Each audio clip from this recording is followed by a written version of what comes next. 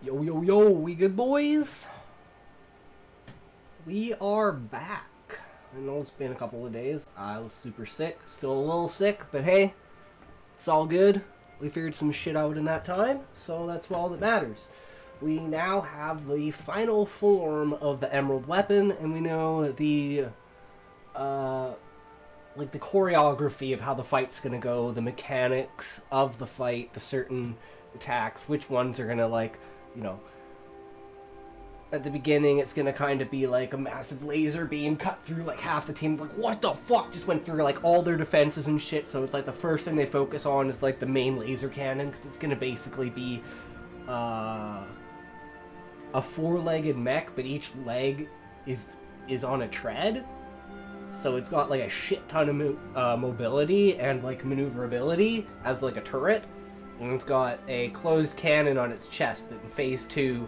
The chest is going to open, all four of the legs are going to come together, and it's going to mount into one giant tread as it's like grounding itself, ready to blast the cannon. And then it's like, do the whole huge defense and everything like that. Everyone's like best defensive spells and everything, all the tanks lining up, defend everything, like basically annihilates the tanks, and it's like one final stand of the final push of like, okay, if this next attack doesn't work, we're not actually getting through this. And then they fucking go straight for the head, blow the head off, and then goes into the third phase, which its arms now extend, and it's got blades on the end of its arms, and it's like the last 20 people trying to like just fucking destroy the arms, and then finally it all fucking falls down. And they're like, holy shit, and there's like 15 of the 75 people left. That's the idea. It's like they get absolutely fucking decimated, but they still make it. And they're like, holy shit, that had to have been the boss. This is like, same as any dungeon we've ever been in, same idea, except holy shit, that was insane. Emerald Weapon is OP as fuck.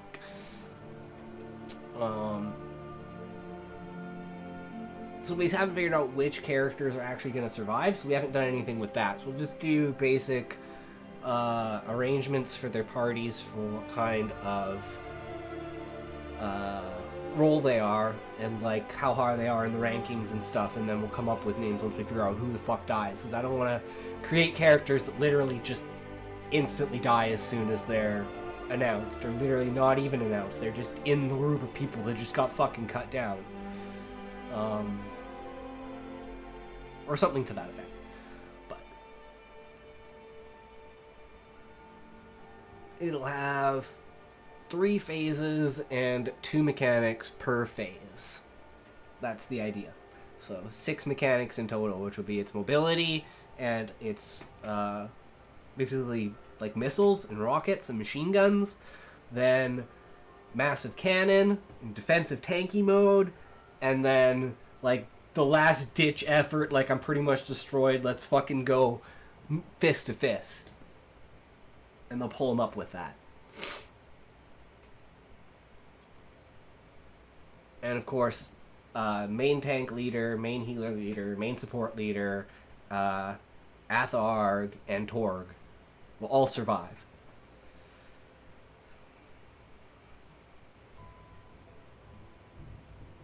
So now it's just kind of incorporating the intros into, like, for instance, the first scene where after they've entered the dungeon, it's basically Torg setting off a trap and getting a fireball launched at him.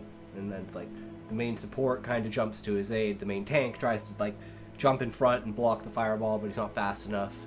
And then the healer comes over, and they're the ones that are crowded around him, basically laughing at him for being a noob.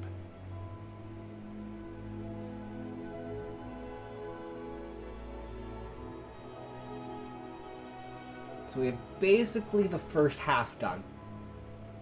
But then we still need to do going down the elevator to the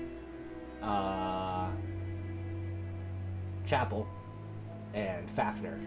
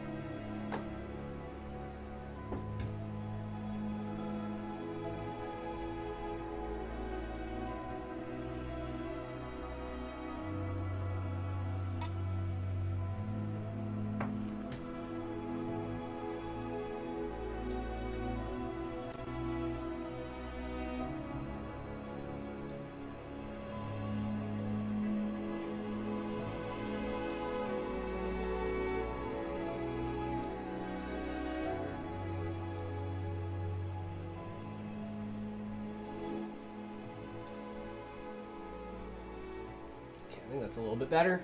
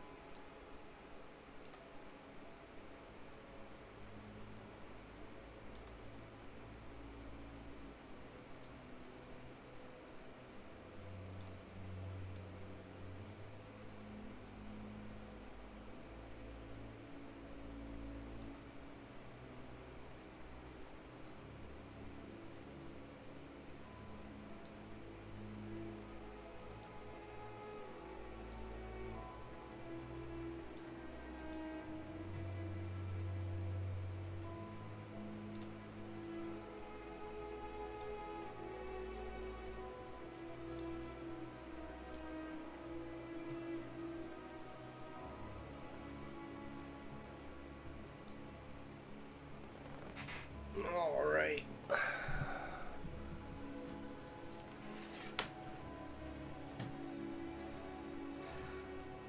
The best is yet to come, I thought to myself as I sat down at my desk. Paper sat staring at me tauntingly. I was always a better improviser than a speechwriter. I drummed my fingers on the desk as I leaned back on my chair. A glint of light struck my gaze. I perked up and looked about curiously. Nothing in the room seems to have been moved, I thought to myself as I reached my hand across the desk and grasped onto the object that was reflecting light. A calm pearl. Magical pearls created by a species of clam. It maintains conscious contact with all pearls it has spawned. This pearl is infused with magic that allows it to act as a visual and audio recorder. I inspected the device and tuned my magic to it, placing it gently on the desk. I activated it. Fuzzy outline of an octopi with yellow-tinged skin and a spiral line wrapping around his right eye. Okay, so physical description out of the way. And one thing I was thinking for like titles is kind of using them as like overdrive abilities, and it's like, you know, in your final stretch with certain characters that have had like near-death experiences, kind of like awakening moments, they can basically invoke their title as an overdrive ultimate. I don't know how it's gonna work, but that's kind of the idea. Because I want to use the titles in a more active way. And it's literally like the blessing of the soul placed upon the consciousness of the person by Gaia. And it's like, that's her way of keeping tabs on everyone, kind of thing. So it's like she's always slowly influencing things, but the only character who actually notices and can tell is the main character, because he can basically see through the veil of her magic that's keeping everyone from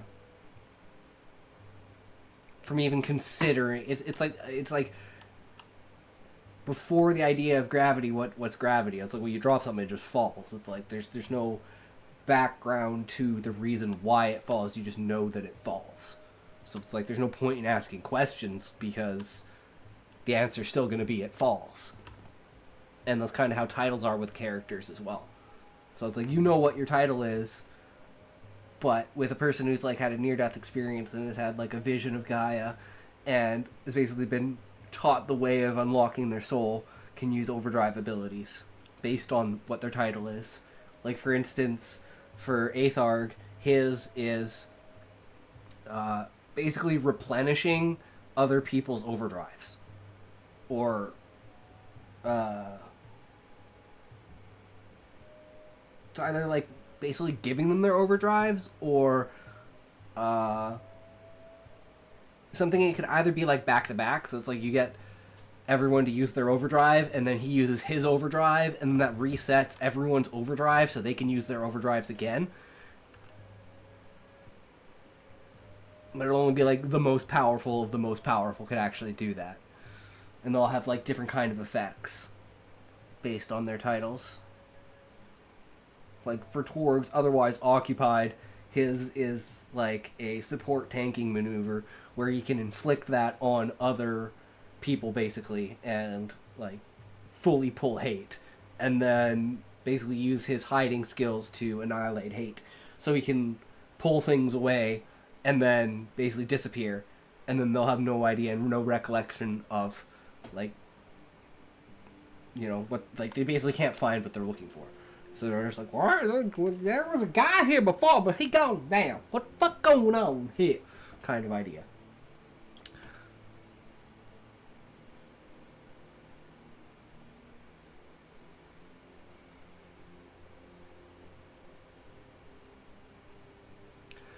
And then depending upon, like, whether the characters have their relic armor or not.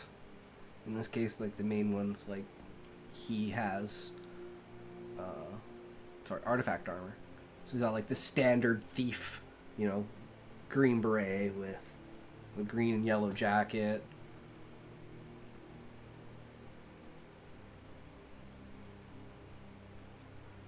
Green and yellow his outfit with its fancy collar and long coat denoted him as a thief. The figure fumbled with the camera for a second before the image became clear.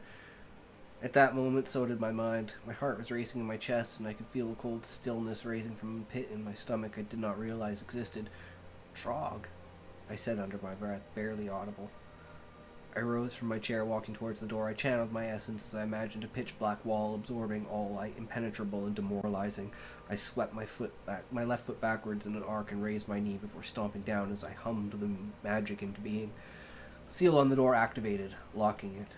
I walked back to my chair and sat down, waved my hand across the expanded screen, and it began to play once more. I leaned in, placing my elbows on the table and my chin in my hands.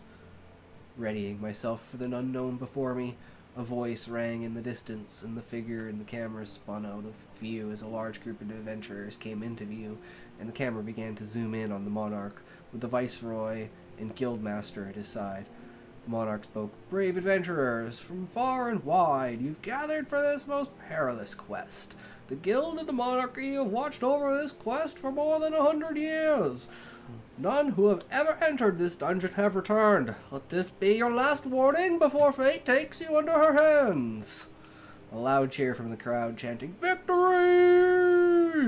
Sound of grinding gears and scraping metal roared across the canyon as the great door to the dungeon opened. Introducing a Tharg. Okay, one horn under eyes and a black spiral line on the left side of his face.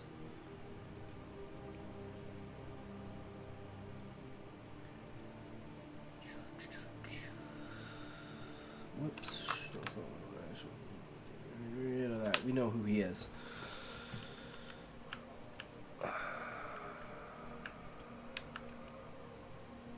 Just thinking how to start this, because it's all wrong here. It should be...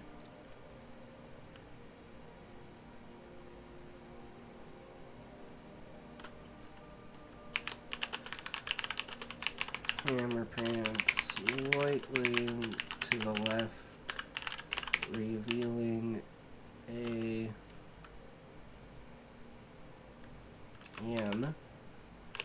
imposing sight.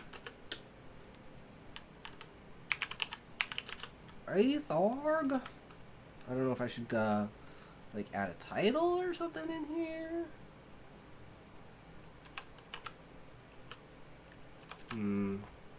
It's like Aetharg, the leader of tributors. Kind of giving like a little intro on him, or I just like don't. That's another thing, is like I could just like have like no description of him and just be like him. I want him like literally riding on a chocobo, like walking back and forth in front of them.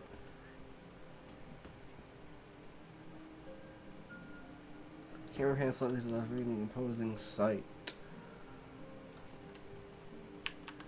And octopi on the back of a chocobo was patrolling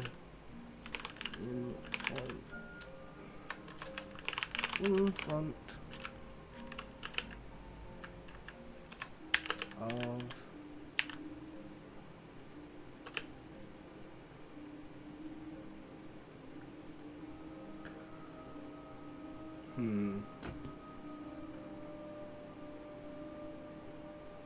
crowd, I guess we'll call them.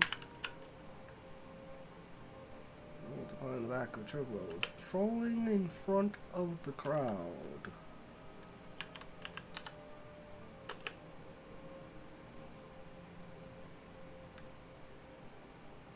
Is bright. Is shining white. Shining white. Full plate armor denoted him a paladin. Yeah, I think we're just gonna go with him being a paladin. Denoted him a paladin.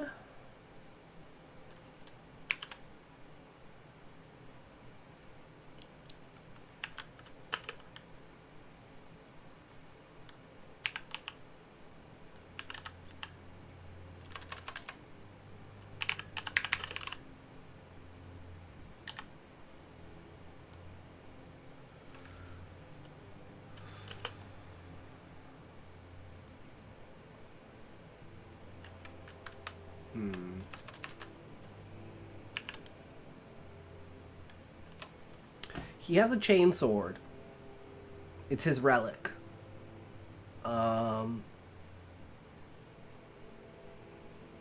So he's gonna kind of have a style like, oh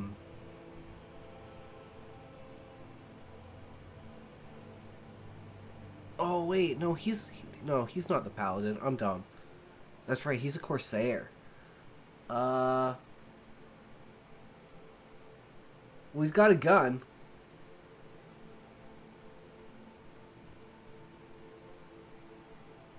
Because the paladin is gonna be like Charge Blade from Monster Hunter, like massive shield with like a chain sword, and it's like the sword and the shield can like fit together to make like a hammer, and yeah, or an axe idea. Yeah, same kind of idea. So he's kind of like a paladin / berserker. And he goes into the hammer, just start freaking annihilating shit in front of him. He's like the charge tank. Okay. I'm dumb. How do I describe like the pirate's hat? I'm like trying to give him an eye patch. Just be as stereotypical as possible, the Corsair with the eye patch. He's got the pirate hat, the whole pirate outfit. And he's got a gun in each hand. He has a gun blade. So in one hand he has like a double barrel shotgun, and in the other hand he has a gun blade.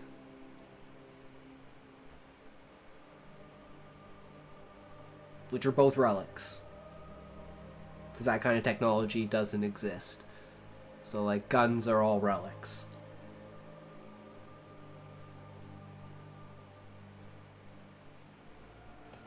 And yeah, that kind of makes sense. If he's a Corsair and his like, overdrive is to reset everyone else's overdrive. Kind of like a Corsair's 2-hour. In Final Fantasy 11. Reset all 2 hours.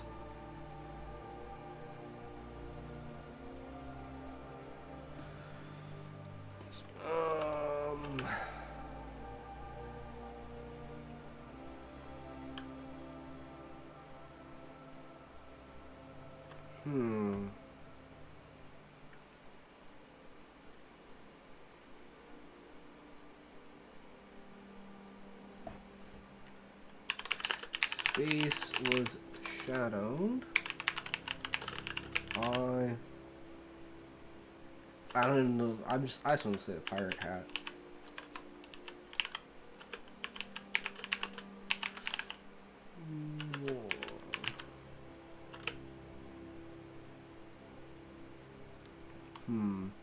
He doesn't have relic armor, but he does have relic weapons. Relic armor isn't really, like, the only ones who really have it are the Warriors of Light, at least on the level of, like, literally wearing a mech suit. essentially.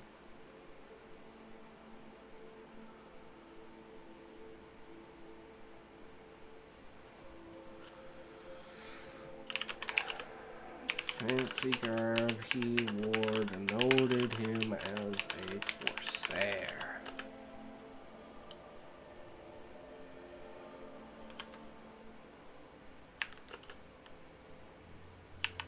Rolled over the chocobos, had his arms folded.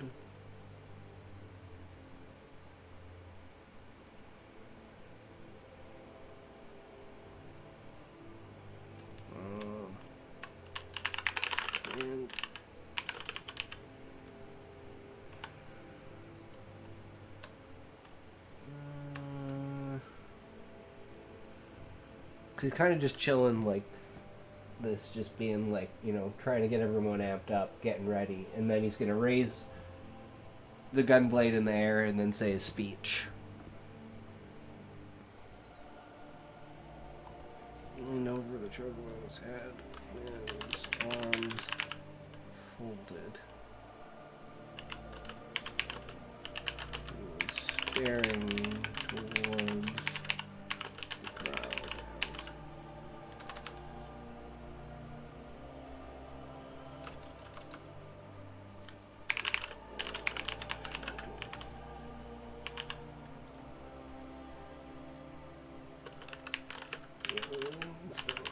Silent as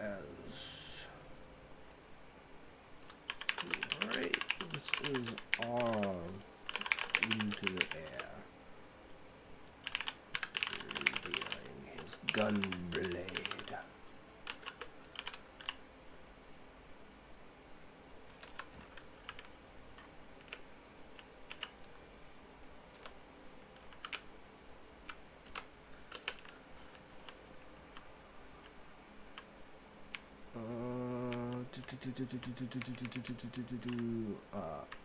I'm just gonna say in front of the now open doors, because the door's already open, right? Yeah, dungeon opened. Left reviewing an imposing sight and occupying the back of the chocobo, patrolling in front of the now open doors. His face was shadowed by the pirate hat he wore. The fancy garb wore denoted him as a corsair. He was leaning over the chocobo's head, his arms folded, staring towards the crowd as they shouted. The man fell silent as he raised his arm into the air, revealing his gun blade.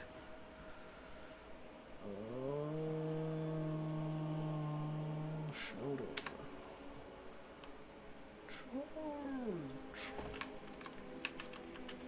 The name Tributors, which is the name of like their guild, ring across the ages. Let the might of Kashyyyk, which is the like his weapon and armor, and like the main leader's weapons and armor.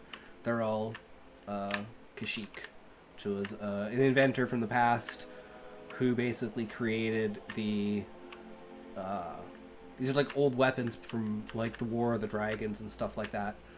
And, you know, he created guns, he created the gun blade, he created,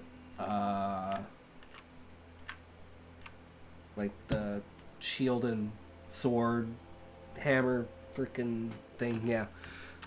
Whoops. And the grace of Gaia guide us to victory, my comrades! Screen began to fade as the sound cut out. Static buzzed for a time. I'd fallen into memory, recalling that day as if it was now. Who could have put this here? I clawed at my left arm, scratching myself. I tried to calm my mind as I stared at the blank screen. A hiss and the sound of coughing became clear as the screen faded from black to illuminating several figures in the frame. Avian and 2 insectoids. So this is where we're introducing Gladegg?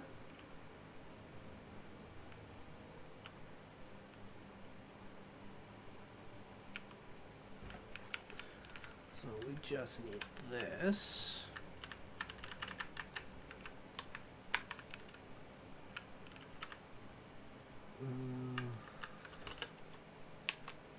And avian.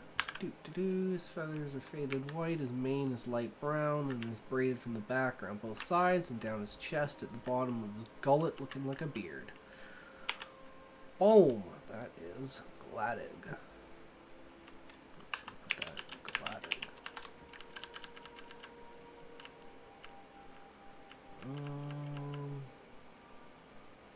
He's the support. With the tank leader. Alright, and this guy has like an almost black shell. Or, sorry, he has a bright red shell. Yeah.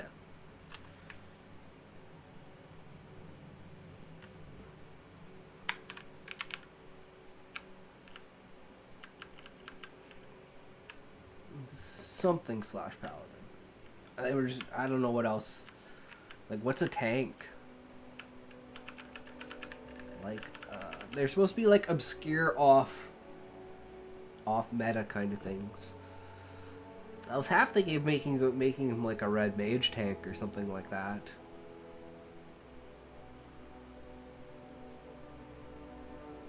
Oh, I know what he can be. He's a blue mage. Blue mage paladin.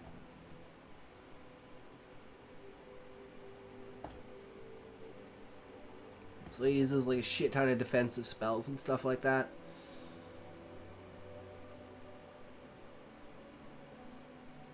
Kalmosh. Okay, so avian hiss and so the figures come into the frame. An avian, and then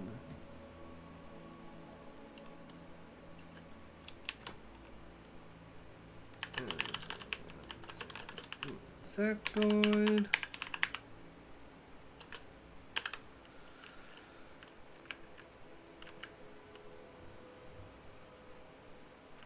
Which is Kalmash? Kalmosh.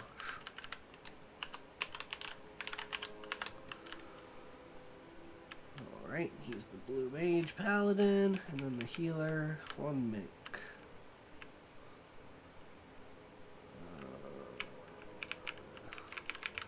Yeah, I was thinking of using him like a time mage and something like Orahime's powers from Bleach.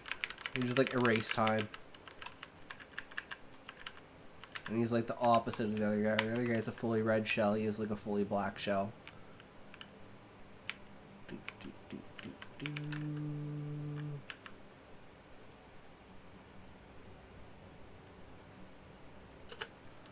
And final, another insectoid.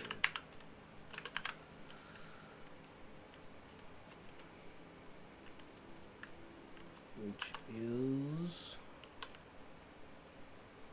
Shalom Honmik.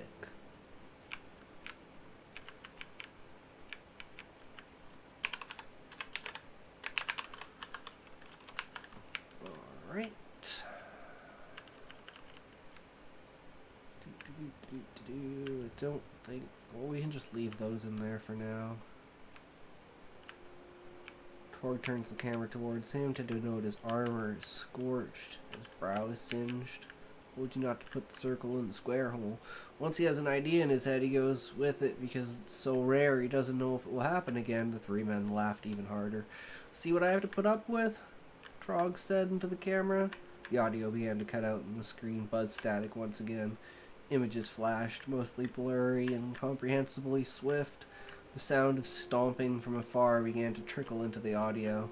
The screen flashed bright and focused onto a curved semicircle door that swung freely open before the group of adventurers. Aethar called for silent spell and sleep spell from the first lines. Oops. Keep accidentally pressing page down. Press silence and sleep spell from the first line support mages, front line main melees line up for skill chain, second line battle mages prepare for magic burst of earth, front line tanks run in and grab aggro. Okay, so let's see if we can actually write this baby out.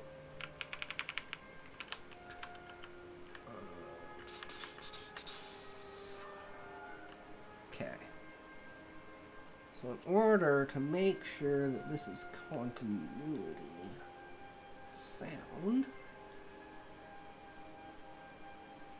we are going to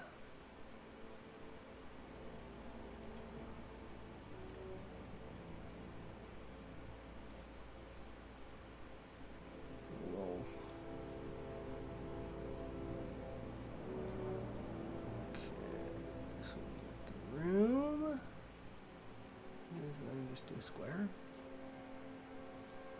Or is that like...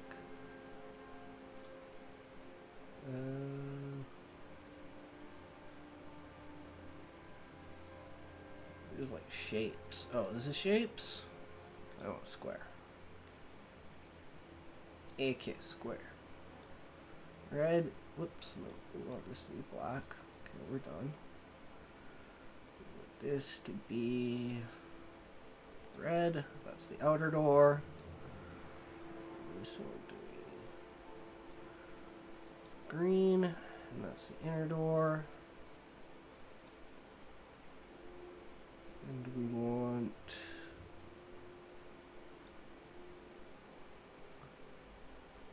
it's kind of like alcoves, I guess.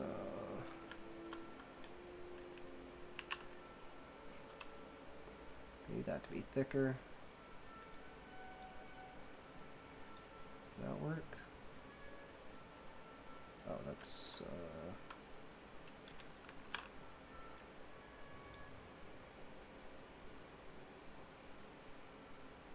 something like that. So kind of like how the alcoves are just set in the walls.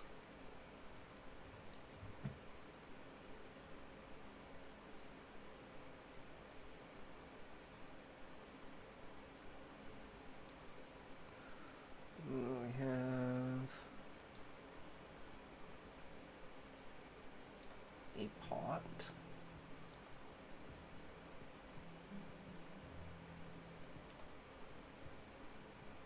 A doll. He is a ranged doll.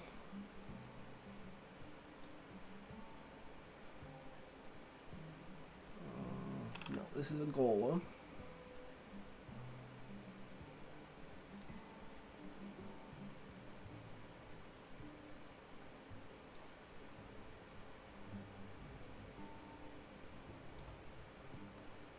This is a doll. And this is a doll. And we have, okay, let's do blue. We have tank. Tank. Main tank.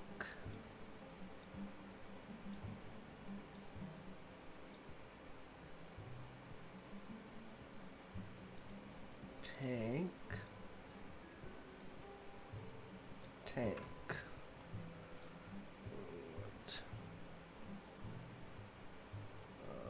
Support.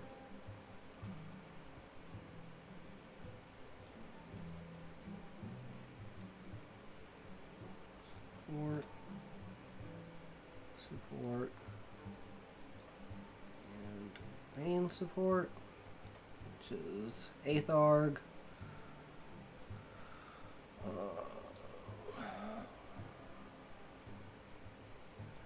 Mages here, here, here, here, here, here,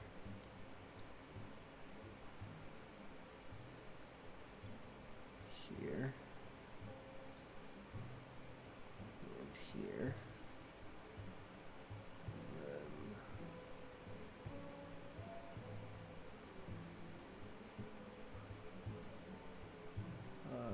Where's the last one?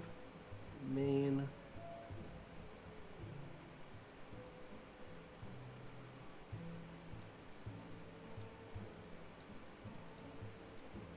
That's so bad.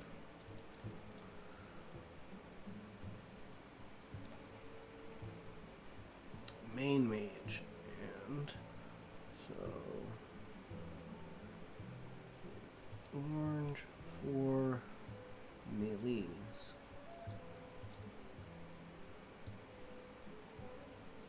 Melee and range DPS. Melee and range DPS.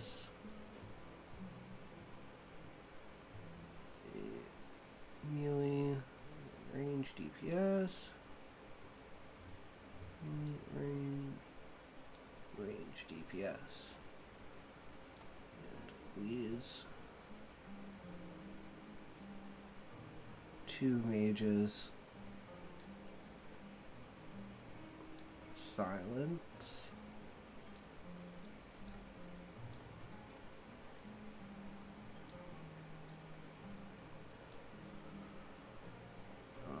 And main mage. Paralyze.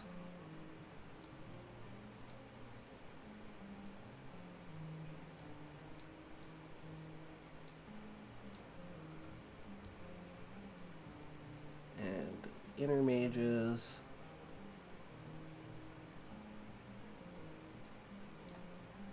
Sleep.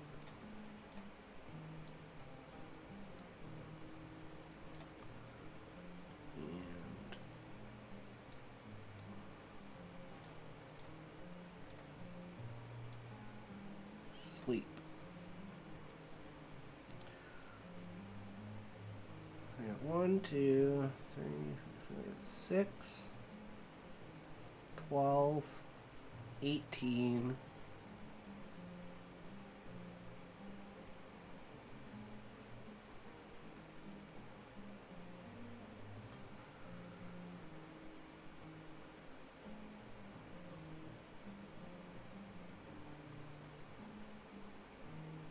And this is like all of the mains. So there's still going to be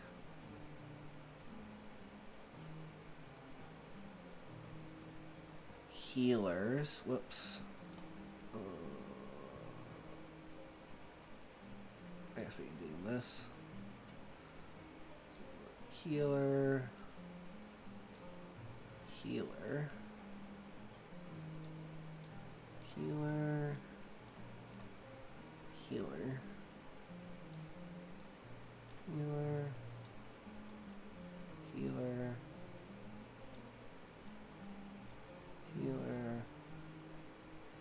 And main healer.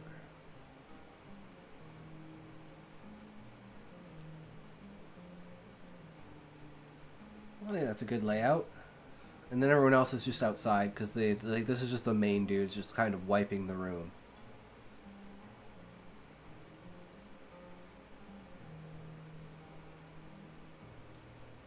Oops, that's not what I want.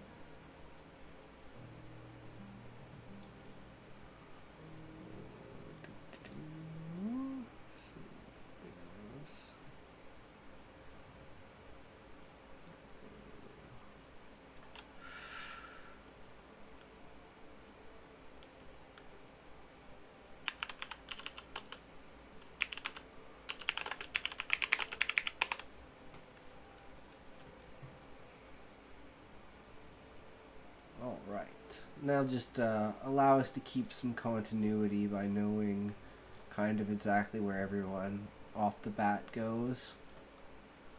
And gives a general idea of the layout of the room. Screen flash bright, focus on the curse, any circled door that swung freely open before the group of adventurers.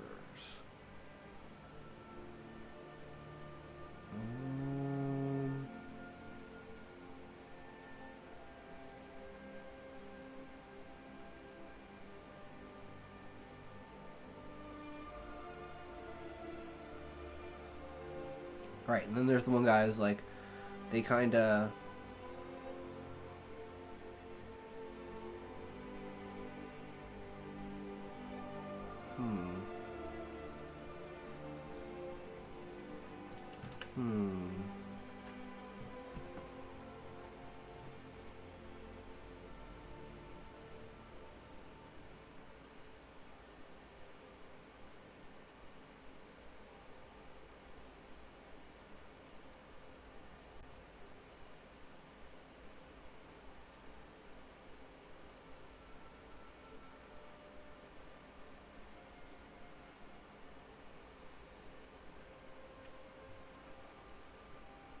Okay, where is I'm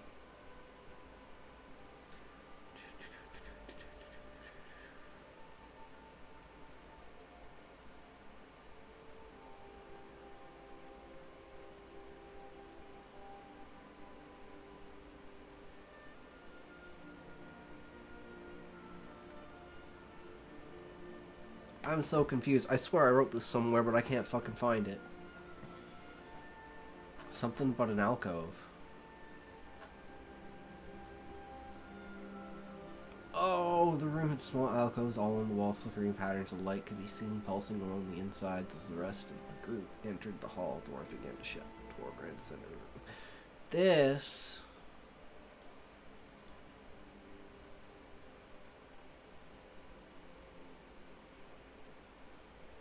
is not...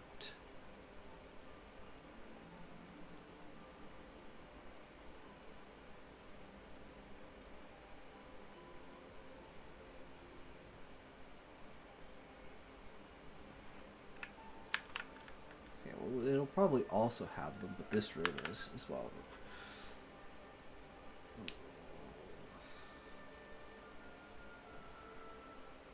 This one. The room had 3 large alcoves along each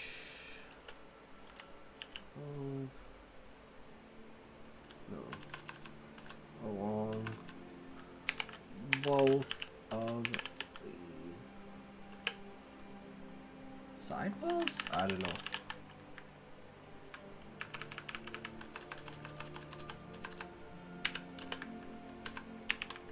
Patterns of light could be seen pulsing along the insides as the rest of the group entered. No, that's not right.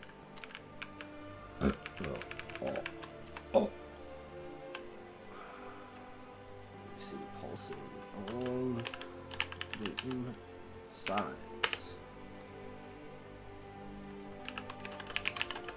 In the front, alcove on each side.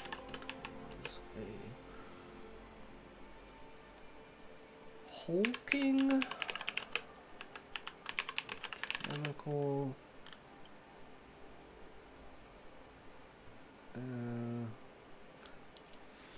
trying to think of what to base it off of, because just in like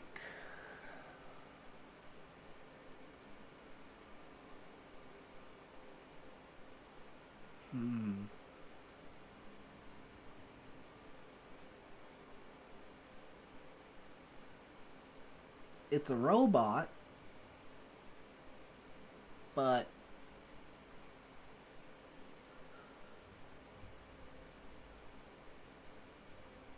I don't want it to like look like a standard robot. I want it to look like something like frickin' the robots from Interstellar, like TARS. Like it's just like kind of a square, but then it can like manipulate certain parts of itself to literally give itself arms or legs or whatever kind of shape it needs to come out of that standard like square. So they're kind of like just like cubes, and then they like, you know, legs shoot out and their arms shoot out, and then it's like they just kind of rush at you.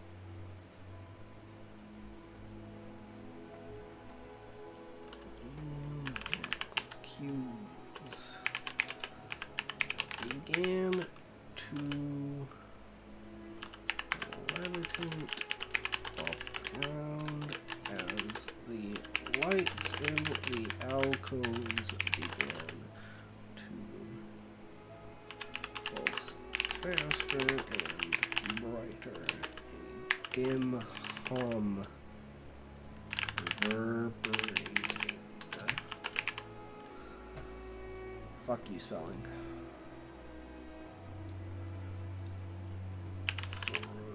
Throughout the large halls.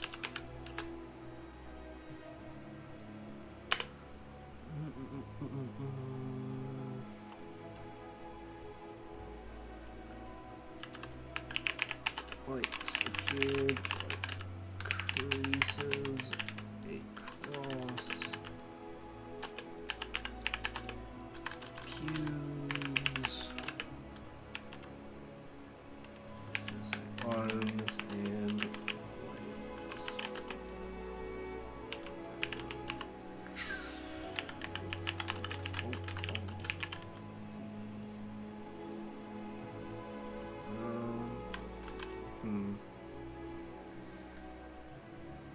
unfolded from the cube. Why did I have soup? Jesus Christ. From the cube. They began to walk towards center. Now this is where they're like, okay, tanks, grab the front 2 dolls. They are shielded.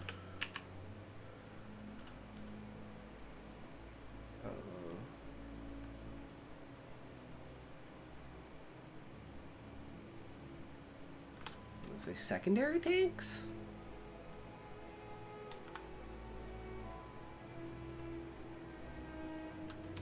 They don't really have names right now, so it's just secondary tank 1.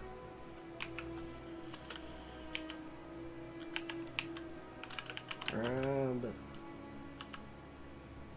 the attention of left cube.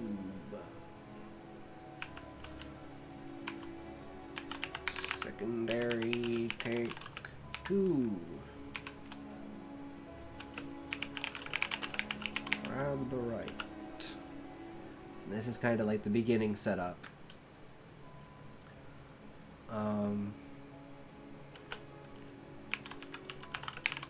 Hold them back in the alcoves as we push further and surround them.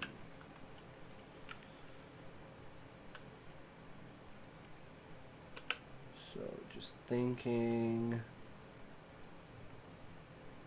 trying to remember his name. The main paladin, Kalmosh.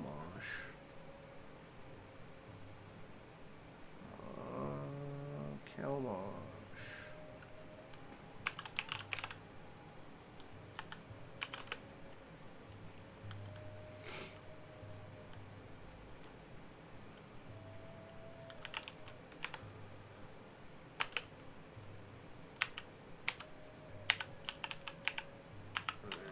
Forms with his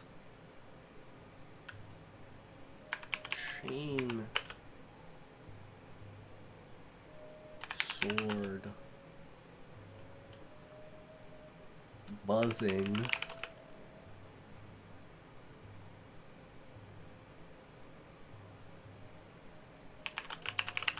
Held up his shield.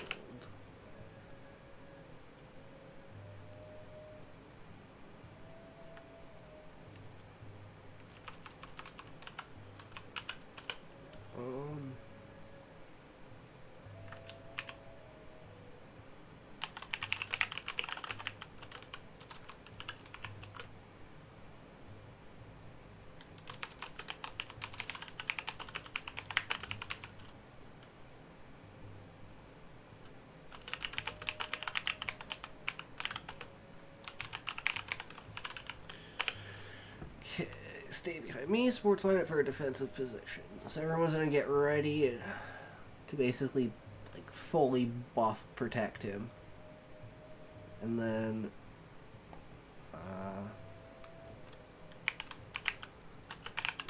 center alcoves.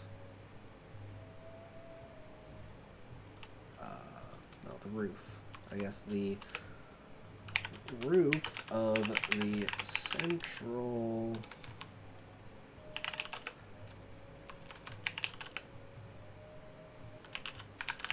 alcoves. Nah. I'm just thinking how the golems come out. Because the dolls are in the cubes. I think the golems should be in like an encasement or something. I was gonna have like kind of like the roof opens up and they kind of just like drop out. And it's like, that's where the comment of, let's go back and kill more comes from in the next one. And it's like, nah, dude, we're done. We don't need to go back and kill more.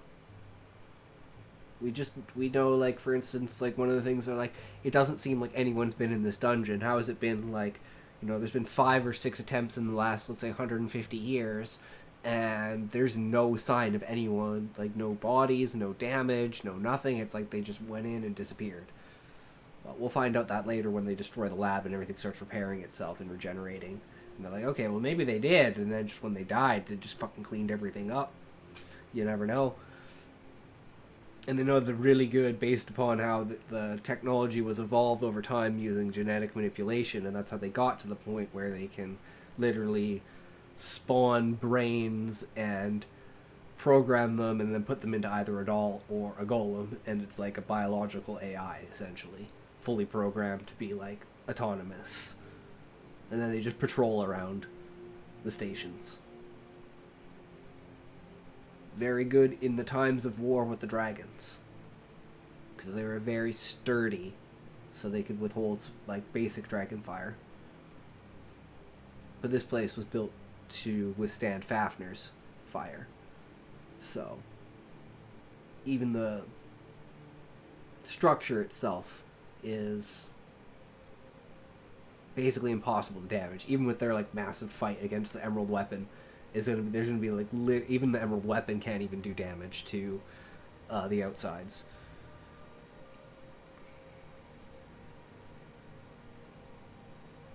And this is where I'm kind of thinking, like, as far as for Fafnir leaving and like being the one who's gathering everyone together, all the beastmen over the last 50 years. We'll say if this happened 50 years ago, this would have been when Fafnir left. And the monarch went there in order to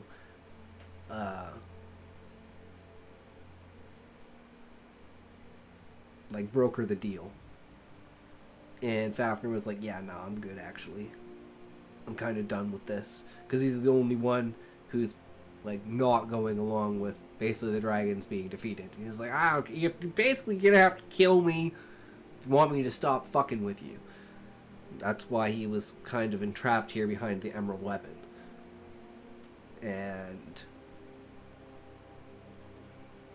But then again, it's that idea, well, if they could kill the Emerald Weapon, couldn't they kill Fafnir? Well, it's like, they kind of got decimated. Maybe if they had all 75, and the Emerald Weapon was, like, more mechanically charged than it is anything, whereas Fafnir is just, like, fucking angry, pissed off fucking dragon. Extremely old, extremely intelligent, extremely knowledgeable.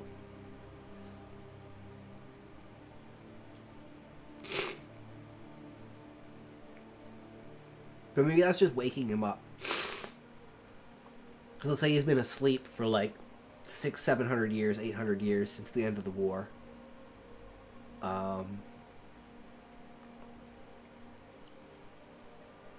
And after defeating the Emerald Weapon, and they're the first people that have ever been able to defeat the Emerald Weapon. All the other parties have died on the Emerald Weapon. So when they actually get to the bottom of the sanctuary, they wake up Fafnir for the first time in 600 years. And he's like, oh shit, okay, well, you know, I had my nap. So let's go gather up the beastmen and go fucking attack this monarch bastard again. And then, of course, in the present time, that would be 50 years after this, and the Siege of Garuda and the gathering of the beastmen is all Fafnir. So they can tie all those webs together.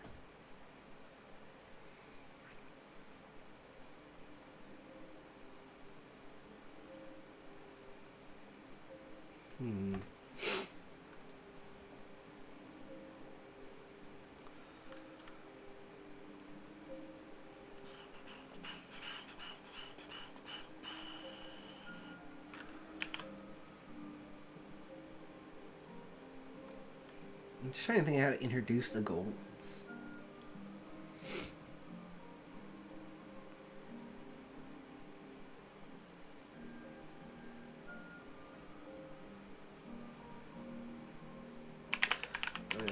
Center alcoves housed a more biological enemy.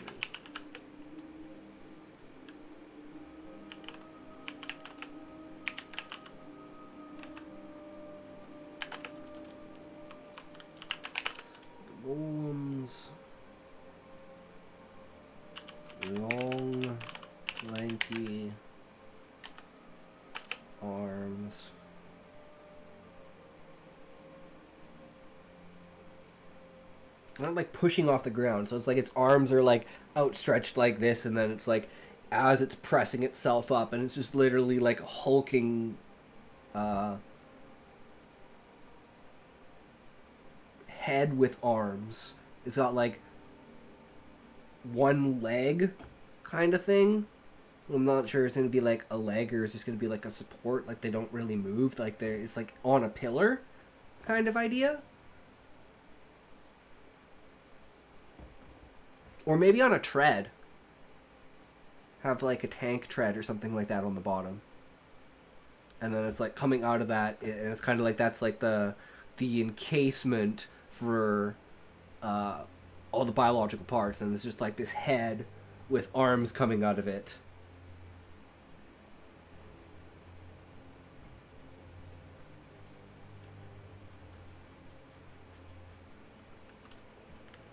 Lanky arms, press. It's like the motion going like this, like they stretch forwards. Stretched out as it pressed its hands against the ground, lifting its lofty head above a single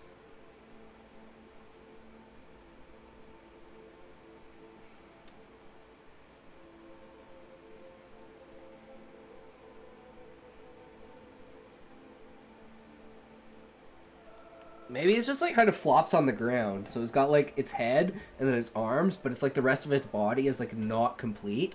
So it's kind of like just like this neck that like fizzles out into kind of nothing, and then it just kind of like rampages on the ground. Like I'm trying to think of I think it's this. Like this is what I'm imagining. God damn, just give me an image. The Chocobo Eater from Final Fantasy X. But instead of having, like, legs, are you smoking? It would just be, like... You! Why? What, why? Are you smoking? Maybe. What?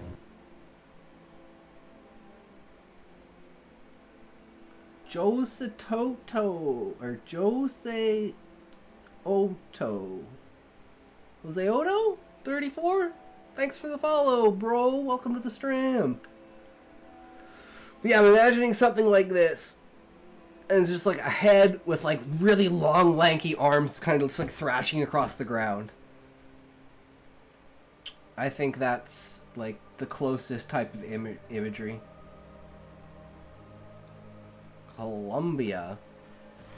Interesting. Is that where you're from, bud? Friggin' moved everything around here. There we go. But hey, since you follow, let's ask Tokes.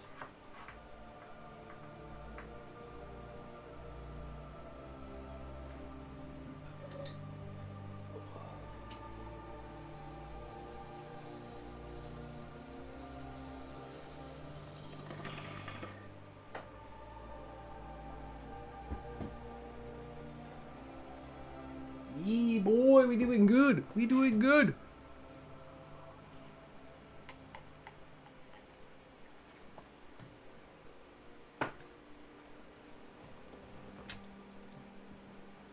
Left head.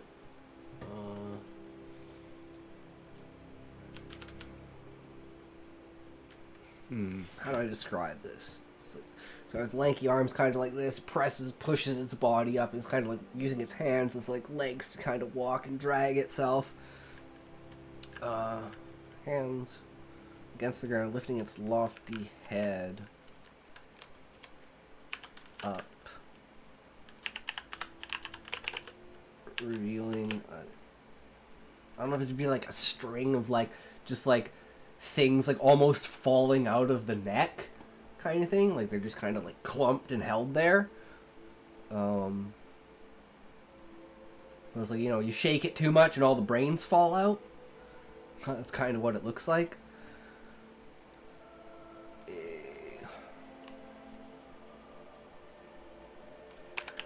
mess of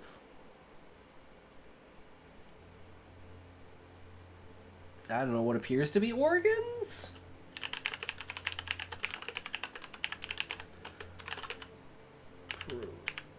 Protruding from its neck.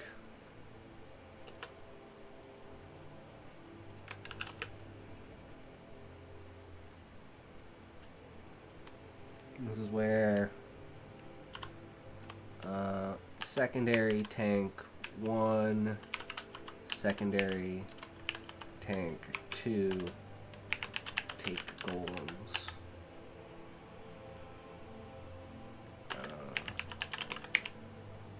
Washing each room their hands.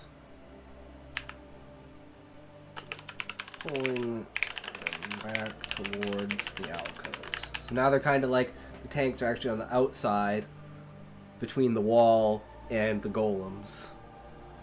And then the melees are going to kind of come up from behind it and kind of strike at those weak spots. And then we'll have the mages kind of blow it the fuck up. And then this is where they need silence and sleep because they need to, they need silence for the pot, which is a magic caster. Which, I'm thinking here, at this point in time, I don't think I should have that because it's like, it's not the same thing. Magic. So they're more ranged, but it's like, they could be, But silence as a spell isn't going to work on a mechanical thing like that. So let's get rid of silence. I just want to sleep.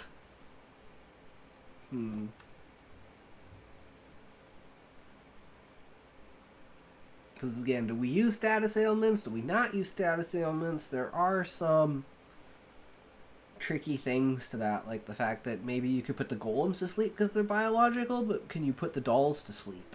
I mean, they still have brains inside of them, but they're more of a mechanical thing hooked up to an AI brain. Or like AI artificially, like, programmed brain.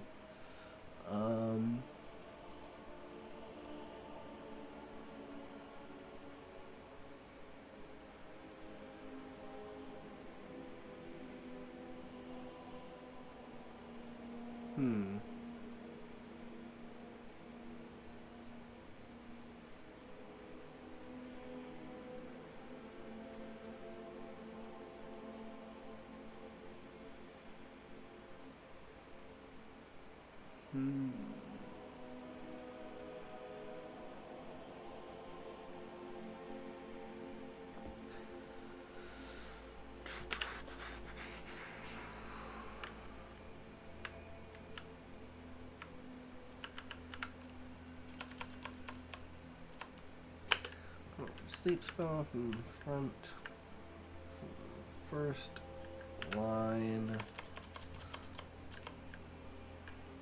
mages.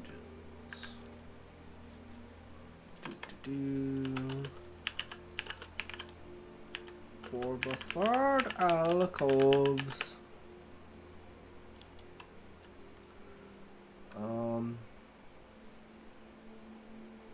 I think those are just gonna be like turrets. I'm thinking of like walkers from Star Wars. Something along those lines.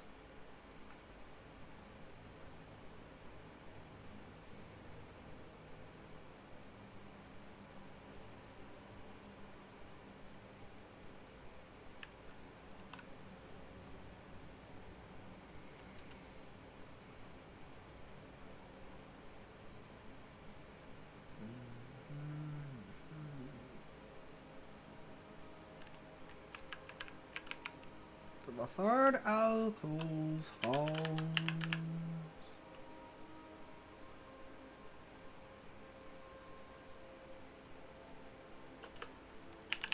Ranged dolls.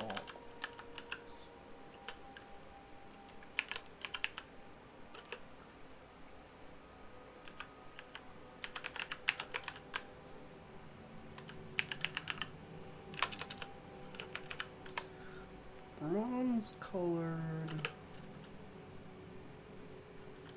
metal painting of the two-legged walker.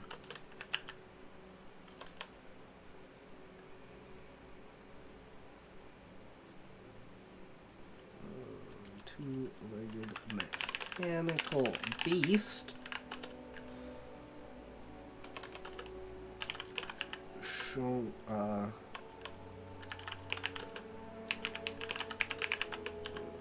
lot of,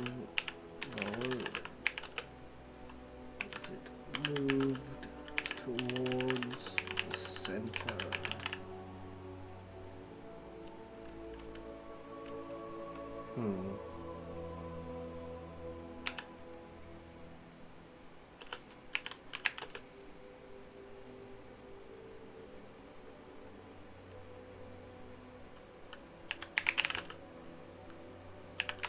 Expanded around the doll, seeping into its essence.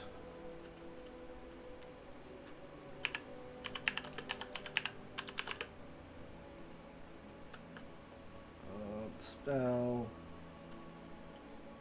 cutting off all consciousness. Dolls fell to the floor. Limp. Boom. Easy. Those ones are slapped.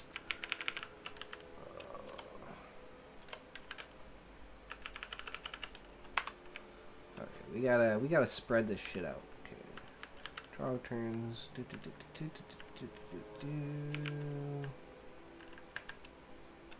There.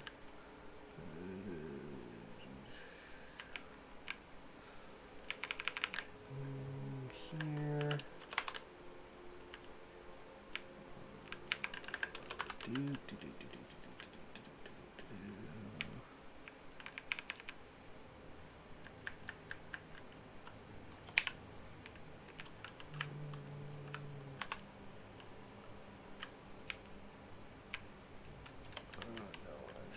This one to be Aethard, calling for it.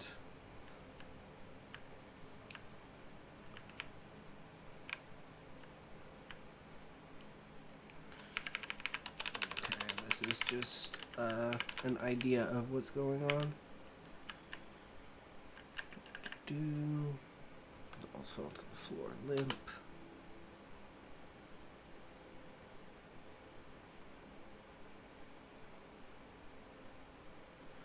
I'm just thinking, like, how much of it do I actually need to, like, show before it goes to the next scene kind of thing? Because I'm wondering if I should keep going, or if this is a good place to, like, just showcase, like, how a spell works. Like a debuff.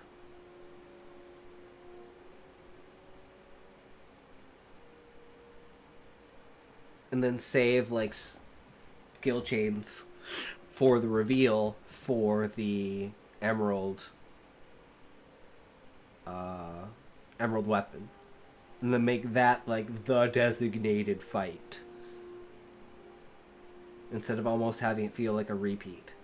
This one's just kind of, like, giving, like, an explanation of kind of what monsters look like. At least in this area. Because it's just, like, a really quick, like, gotta get it done. So I think we'll get rid of this. Well, we're gonna keep it, but we're just not gonna do anything with it. So we'll just leave it in there, and that'll just have, like, the idea of what's going on. Pressed against a wall, he walks onward as the foes fall to the ground. Static covers the screen as the sound dies out. Frustrated groans, the figure becomes clear to the view. A worn down. Okay, now this is where this should all happen as one, because this guy wants to go back and fight the rest of them, but they're like, no, don't worry about it, we got this. Frustrated grown as the figure becomes clear in view. Worn down adventurer, a sturdy chain armor, and a great hammer at his side. I just want to hit it, okay? No reef. We don't need any more of the golems coming for us. Maybe for you, but not us. Laughter teamed through the circle of men huddled around the fire. It has been 8 hours. I'm hitting the sack. Let me know if we get any progress. The gruff voice faded to mumbles as the fire cracked on. This is like, you don't really need an explanation for anything, like for people. It's just like, this is just like some quick banter. Sound of what footsteps is Trog.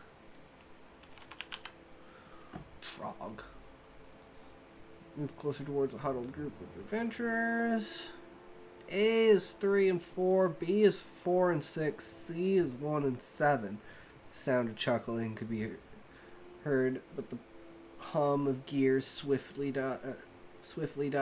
I told you, C is 3 and 7, B is 1 and 6. Kerfuffle of voices argued before one rang above the rest. Gentlemen, we need to math this out and calm down. There's no progressing without solving this. Put your heads together in a good way, and if you can't, go over to the reject camp. Nellium, the Alliance deputy, roared over the squabbling men. Sound of creaking and the hum of some kind of engine thundered to life as the massive ornate doors of the palace began to swing open. The Alliance rushed into the brightly lit entrance hall where stood 2 winding staircases that reached far out of sight. The room had small alcoves along the walls. Flickering patterns of light could be seen pulsating along the insides as the rest of the group entered the hall. The doors began to shut. Torg ran to the center of the group. And this is just where static goes, because it's like, yeah, sure, it's another fight. Static covers the screen and the sound dies out.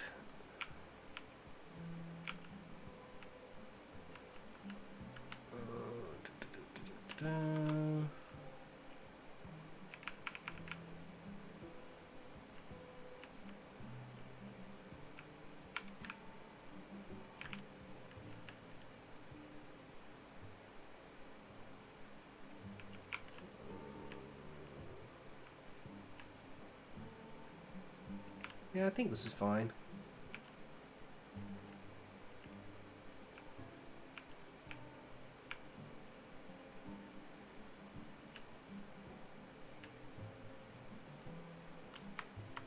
Oops. We don't need another fight. We just want Emerald Weapon fight.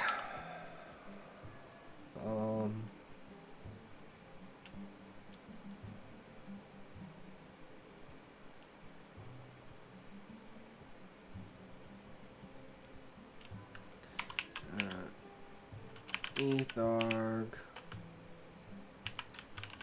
explaining the plan as the group walks up the stairs to what appears to be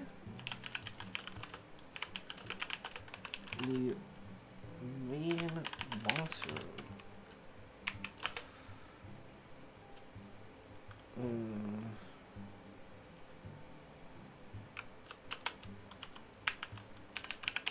Doors open, and the group floods into the massive room.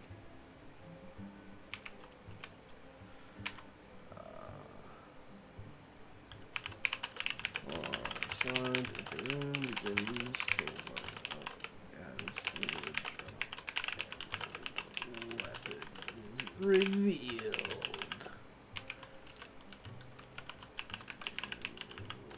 Weapon fight.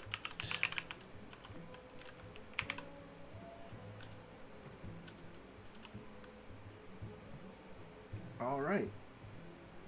So we have basically one more scene, but it's the big battle.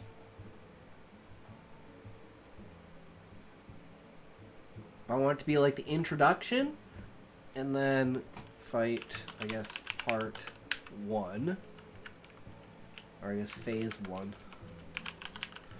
Phase 1, then Emerald Weapon fight. Phase 2, chest cannon. Actually, no. The phase 2 is going to be sword arms.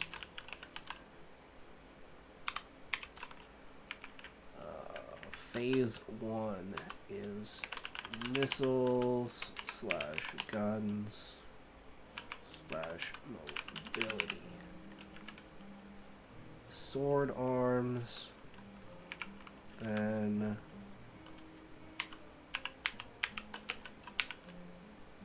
chest cannon.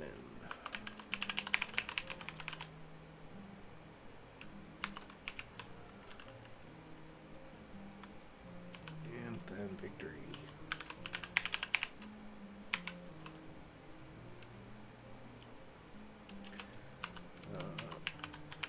Enter the chapel and find Fafnir.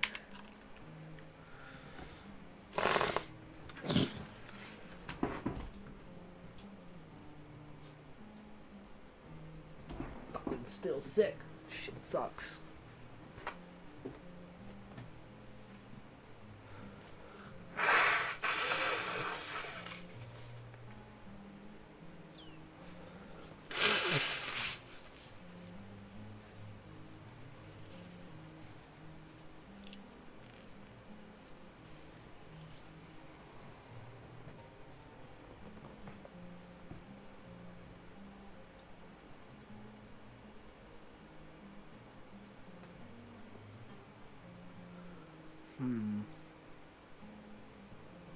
I think we're going to call it there.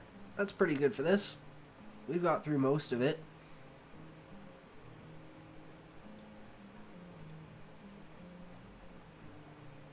That's one fight down.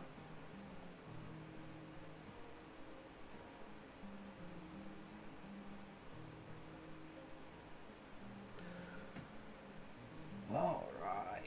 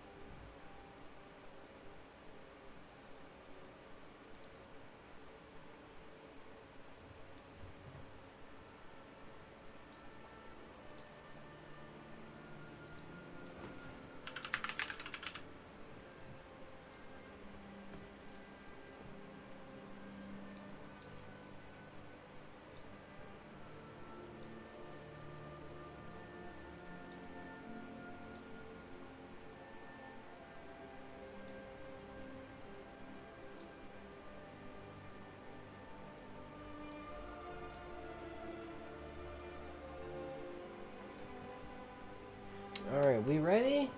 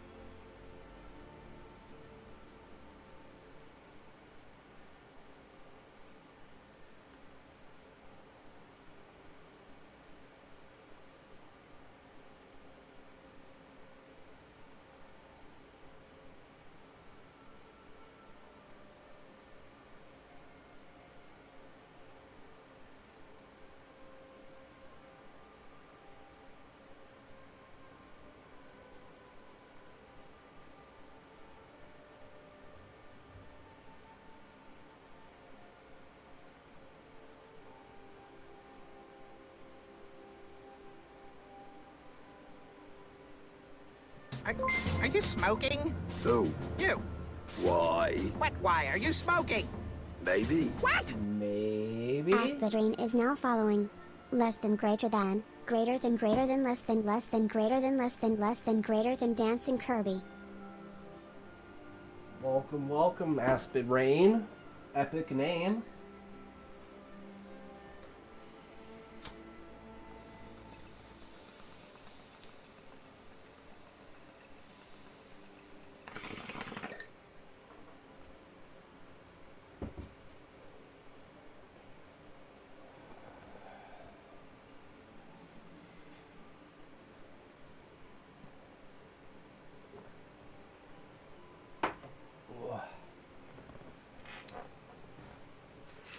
We are back at RuneScape. Gotta do our dailies, like always.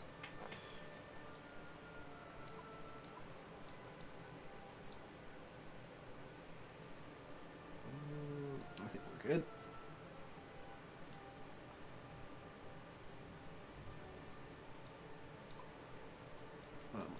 Okay, that's not what I wanted to click.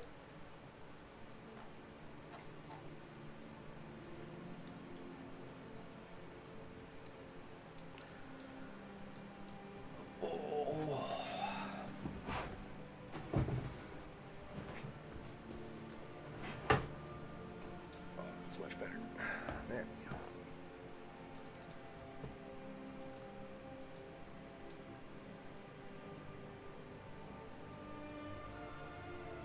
I believe we're doing Abyssal Demons, so we will be attempting Abyssal Sire.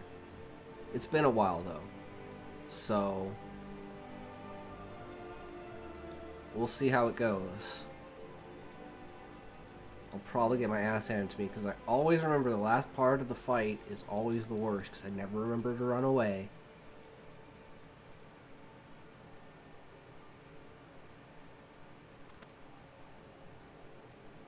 But I used to spam them. I just totally I haven't done that in years.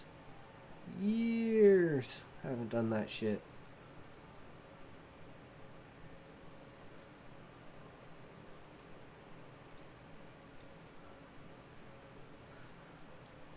Maybe we'll get lucky or maybe we'll die. But either way, it should be fun. Get some sire. Maybe we get a pet. Maybe. We'll see. Sire is a pretty cool pet though.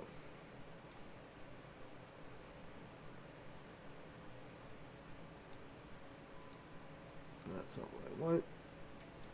Yeah, it's what I want.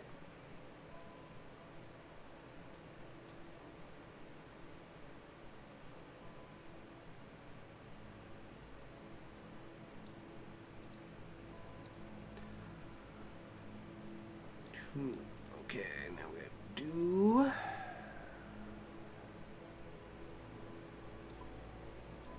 I'm running out of bones. Oops. He's running low on bones. Won't be completely out, but we'll nearly be out. But we already got 94 prayers, so it's gonna be a little bit. It's gonna be like a fucking year before we're 95.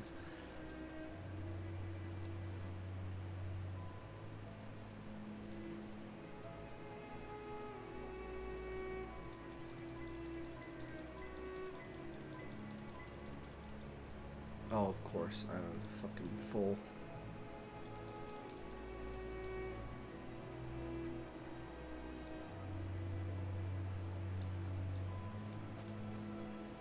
No, that's not what I want. Dumb.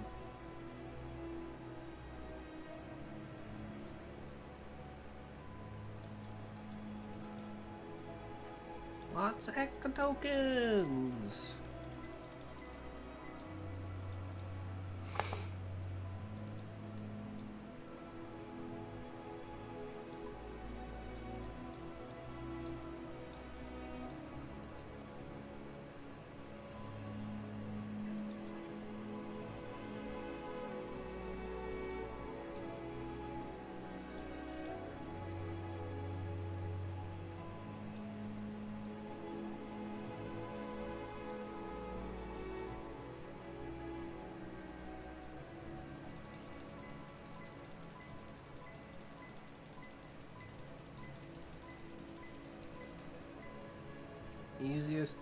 XP of my life.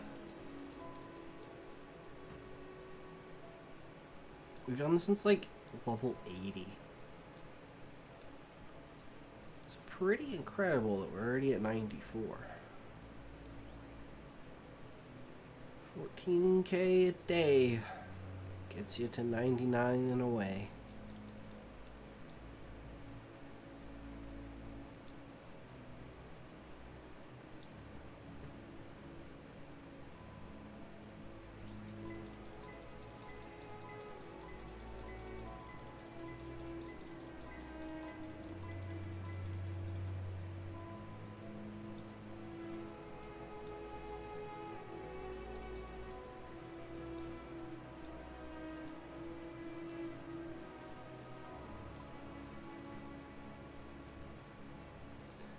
Alright, now on to farming run.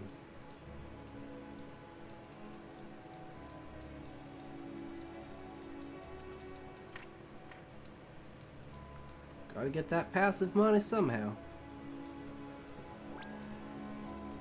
What am I doing?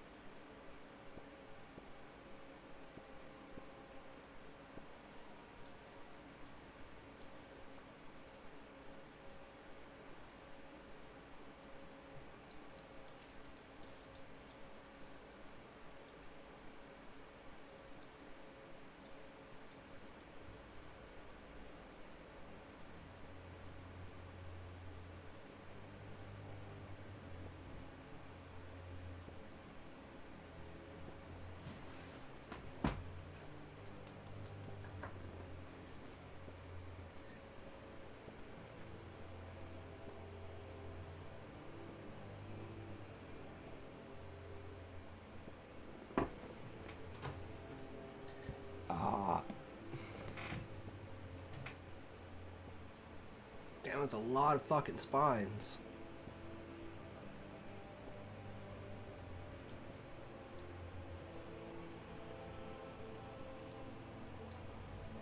Jesus.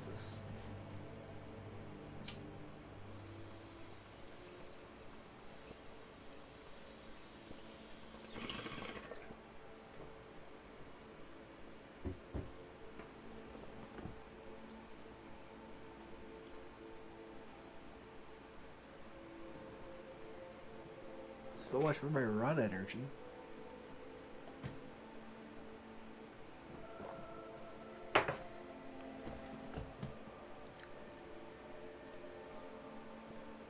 Just in time. Absolutely perfect.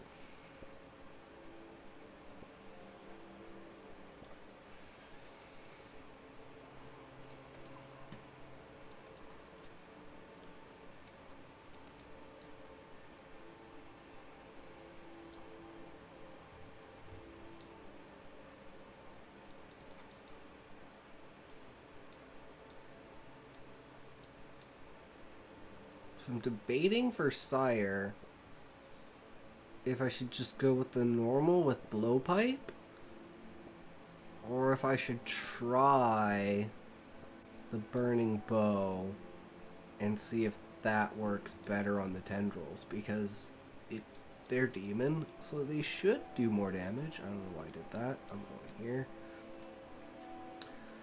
but I'm not sure.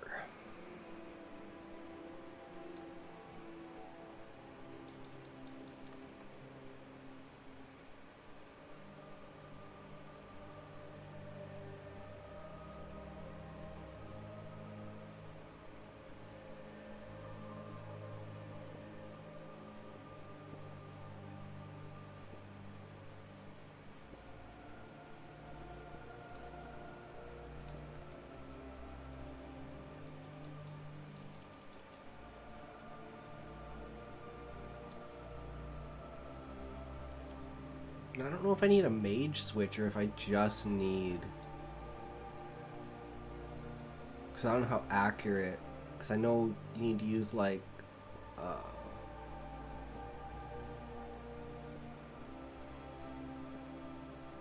blood spells to get your health back in the final phase. To avoid needing to use food. So you can do multiple runs.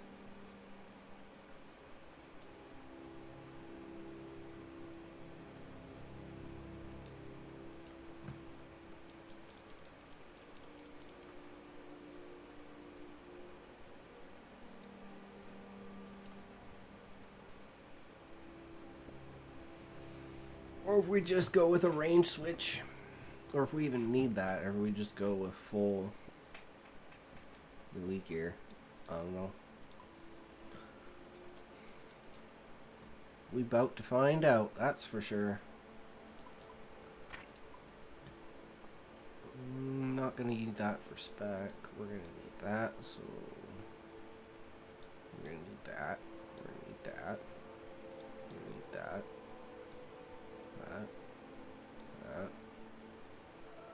Actually, for this, I'm using a Blood Fury. I don't know if that's going to be as good as a Suffering.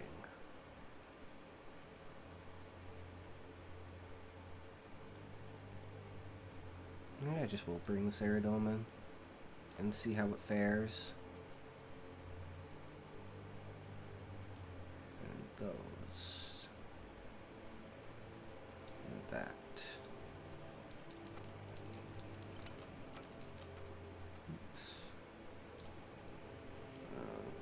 There.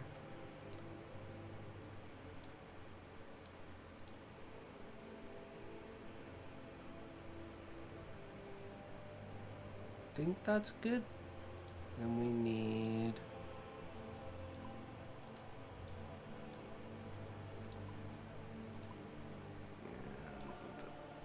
what do we need other than that?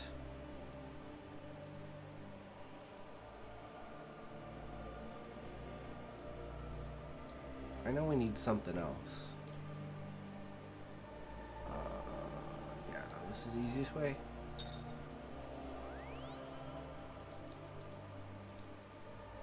What do we need for shadow or smoke?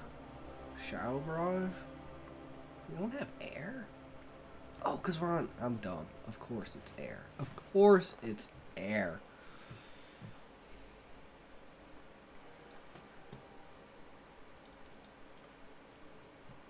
Okay, errands, tell us...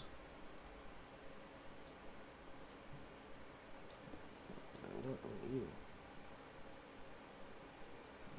We need a heart. Probably this is gonna be nice. Oh, I don't want to waste it off the... let's learn and remember before we do that. I don't know if I need the Ash Sacrificer. It's probably just an extra inventory space waste. We need to use the Valley Shield, so we'll use Valley Shield.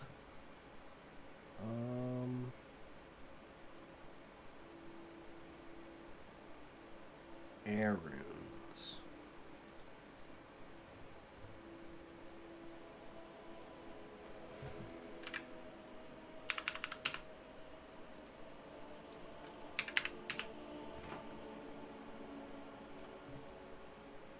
No, I don't want those there. Divine Combat. Divine Range.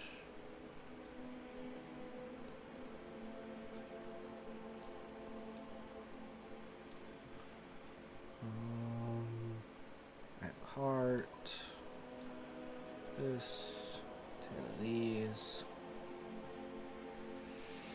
I think that's all I need.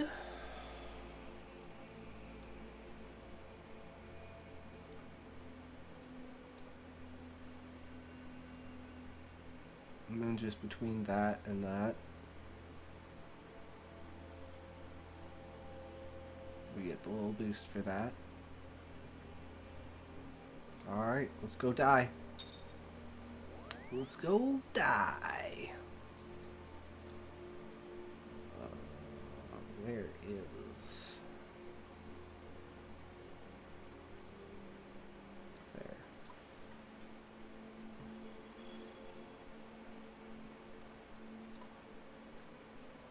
Nope, that's not the right one.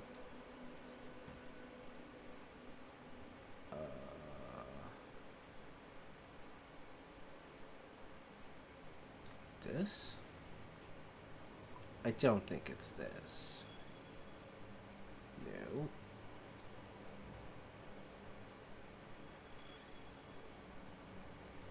Okay.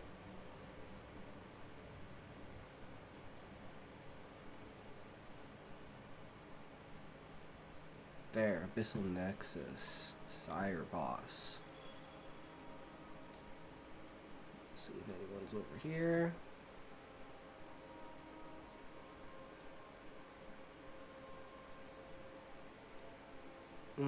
Okay, yeah, no. I know why.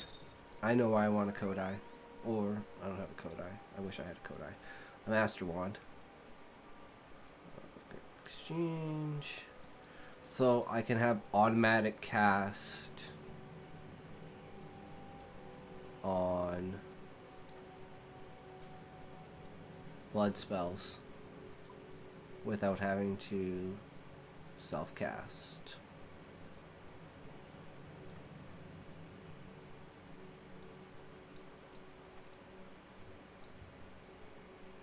Nice.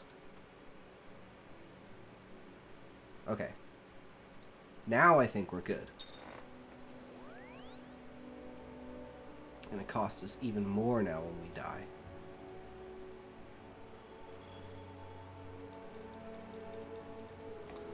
I'm like, do I need anti-poison? I feel like I need anti-poison. I don't remember.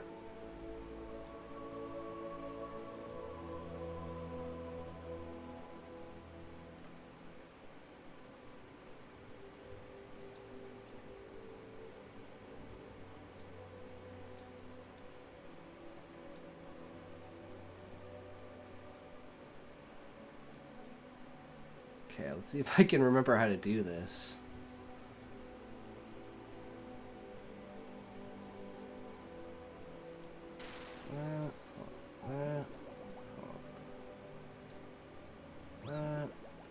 That. Shadow Barrage.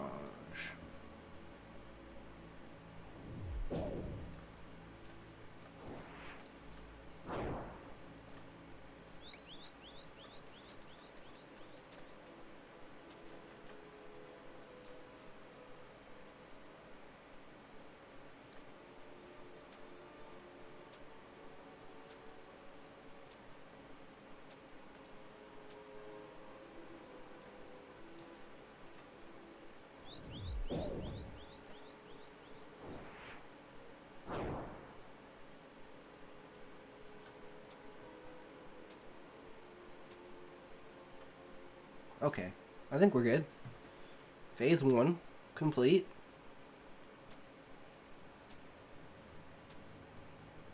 Now I know I gotta walk back and forth.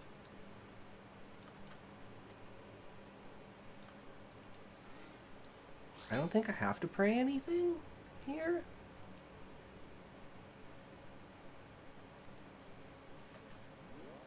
I don't remember. I just know I can't be standing. Oh no, I fucked it up. Oh no, I fucked it up.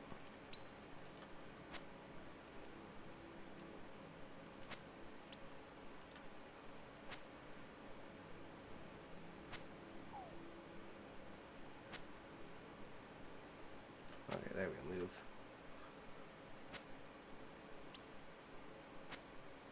Okay, he's at half health.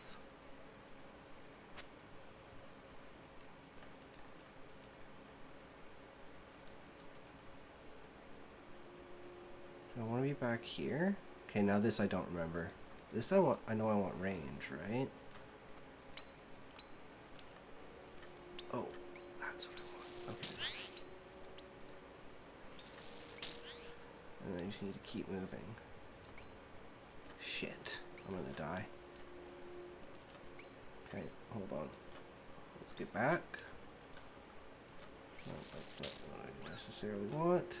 Okay, go there. That's still hitting me, so I'm bad. Go there.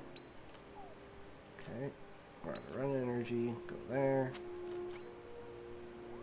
Okay, now run back. Shit. We hit. Reach back. Attack spawn. Move. Attack spawn. Move. Attack spawn. Attack spawn. Move. Attack spawn. Okay, we're full health. Move. Move. Oh, I'm so gonna die. Okay, but I think we're getting near the hang of it. I just need to remember the rhythm of when it spawns the frickin' thing under me.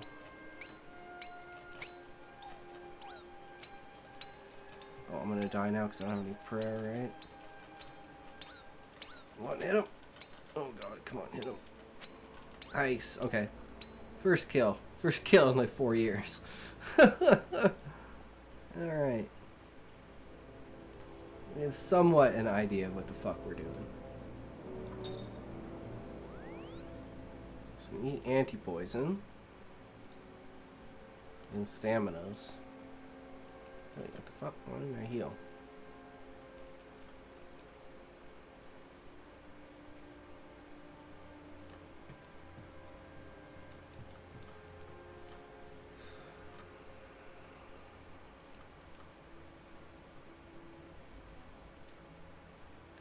Don't think I need to have piety on the entire time.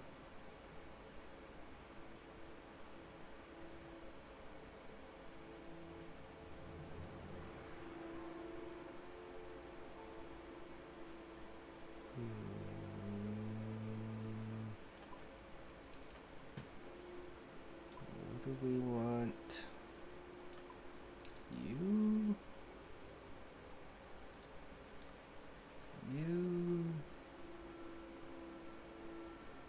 Probably more of you.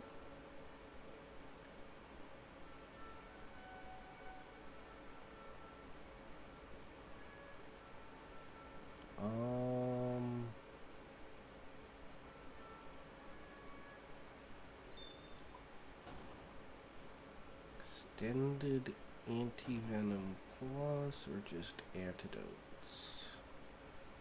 I think we just need the antidote. Okay, let's try this again. No, that's not what we want. DIP.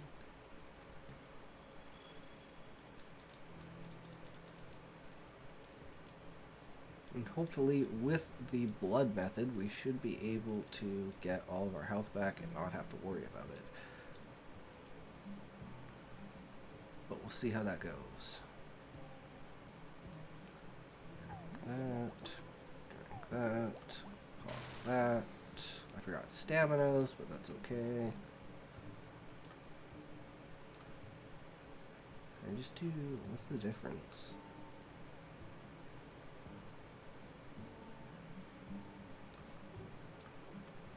Keep him sleep longer.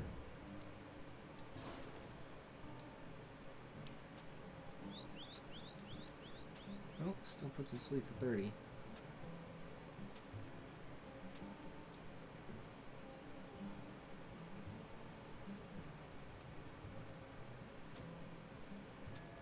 I guess we just don't need to use as many runes.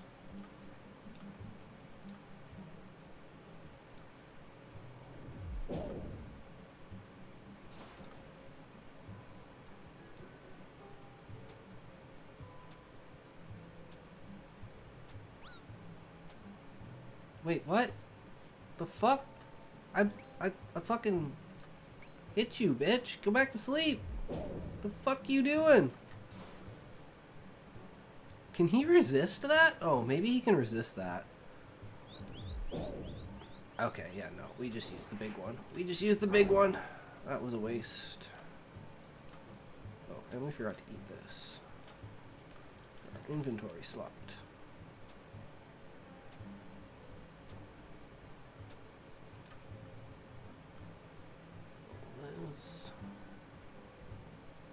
Oh, it's so slow. No run energy. We should have sunk a stamina in. Okay, I'm gonna have to do it again. This is just bad. This is just terrible. Getting fucking handed to me and I haven't even literally started the fight yet.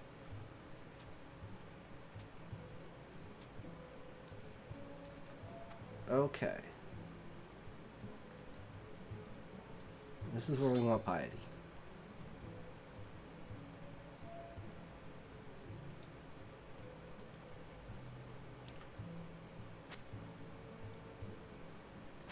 When he crosses his arms, that's when I gotta move.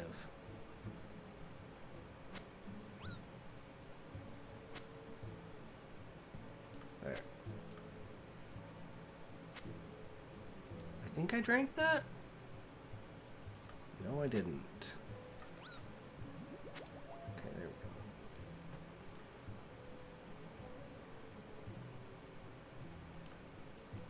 Shit.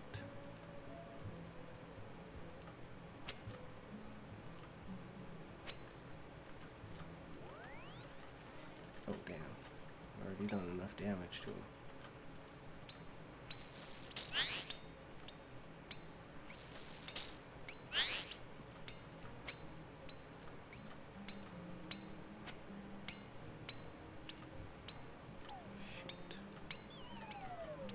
Why is he not doing the thing? Where's the thing?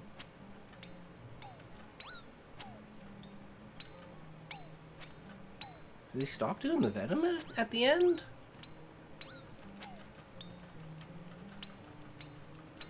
Fucking kill it! Alright, there we go. Yeah, okay, okay. Not too bad, not too bad. Terrible with no run energy, but that's okay.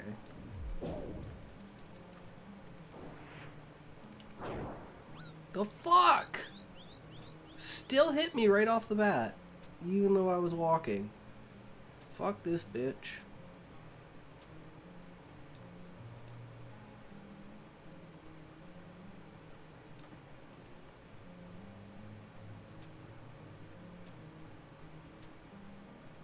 I think we're just gonna do this. Well, that did nothing. That was a great waste of greatness. Get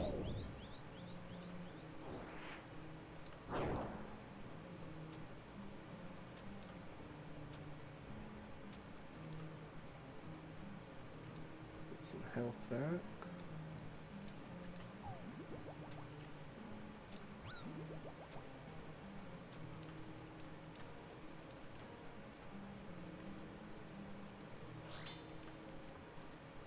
I don't need it yet.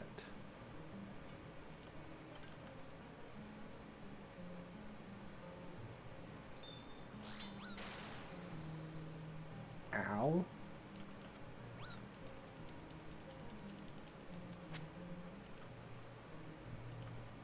Wait, he crossed his arms. Why didn't he do the pool attack?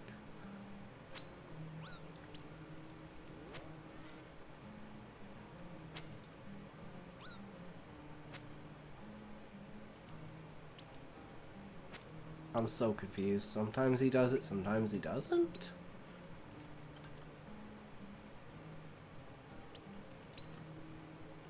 Oh, I have auto retaliate on. I need to turn that off. Oh fuck, I'm dead.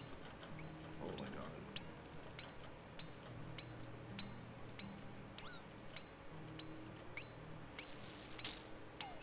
It's my only hope.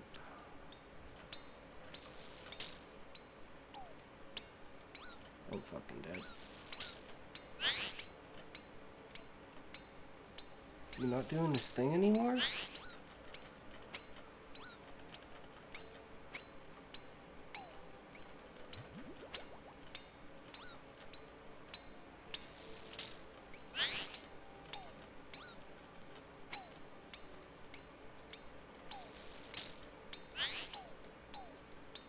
Shit, man. I'm getting wrecked. Oh, there he is. He's dead. Holy shit. Whew. Not cut out for this.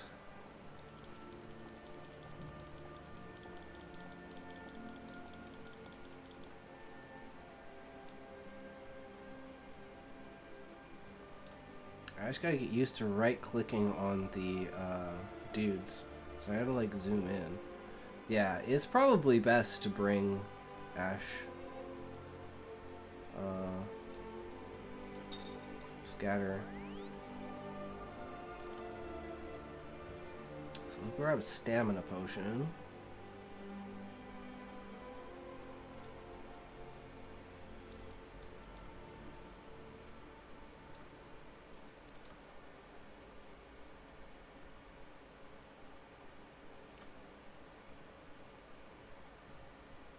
Stamina.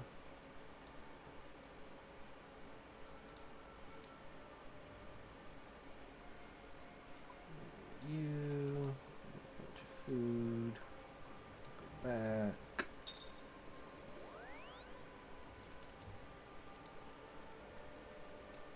Alright. Once we get comfortable, I'm gonna zoom in because I can't fucking see shit. I don't know when he stops doing the pools on the ground. That's when I can just stand still, get all my health back. Or I should be able to. Oh my god, I forgot to Ash sacrifice her. I'm a fucking idiot. I'm a fucking idiot.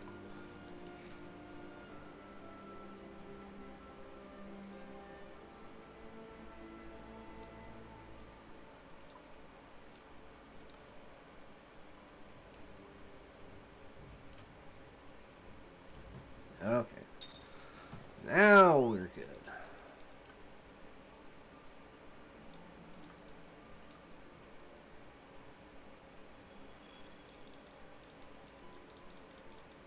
Get all that free prayer XP.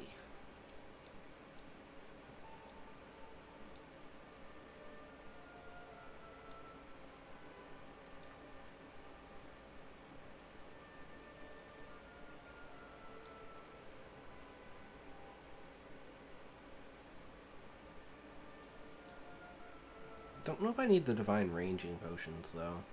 We seem to kill it fast enough.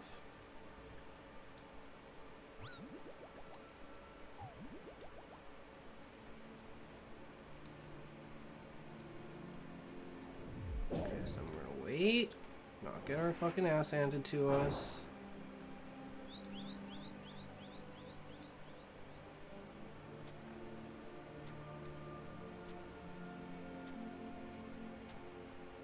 Wait till it's dead.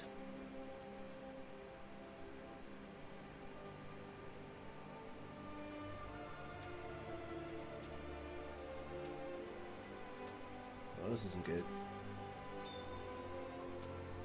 Come on, fucking kill it! God damn it!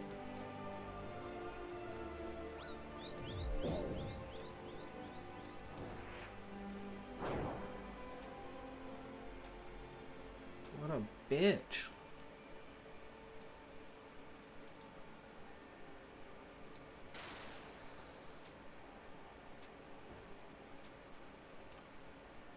You should be able to get it. And if not, he's like right there.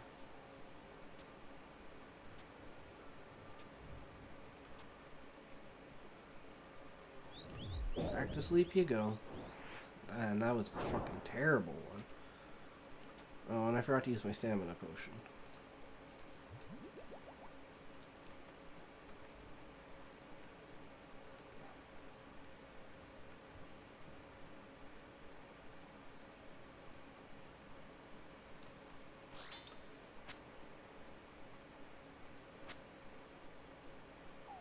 Ow.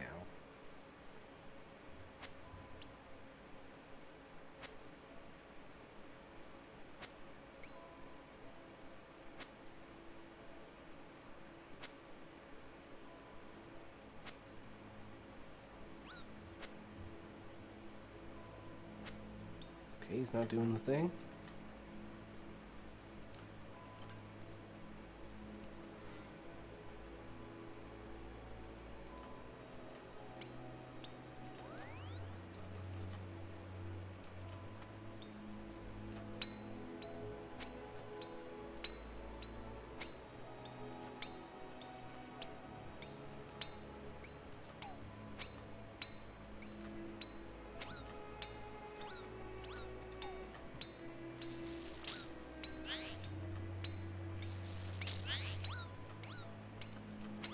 Does not seem to be working.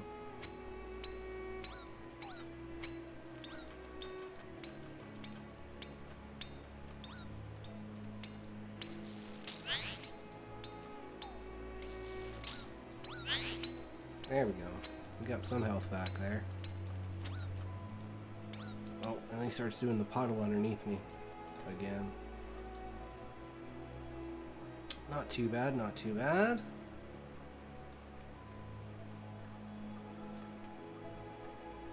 Okay, so we're gonna lose our stamina, but that's okay.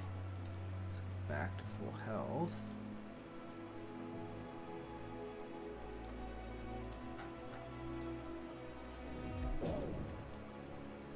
Now I remember why I run down here. It's so I don't get hit. And then they hit me anyways. What the fuck?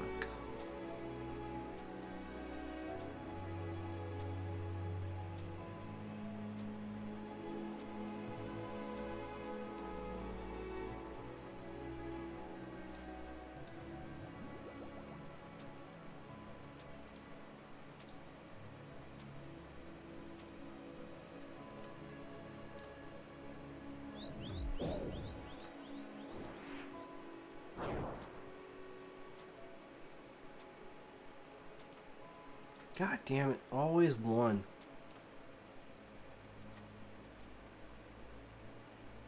Should still be good, should still be good. Rigger just in case. Easy peasy. Let's get us some health and some piety.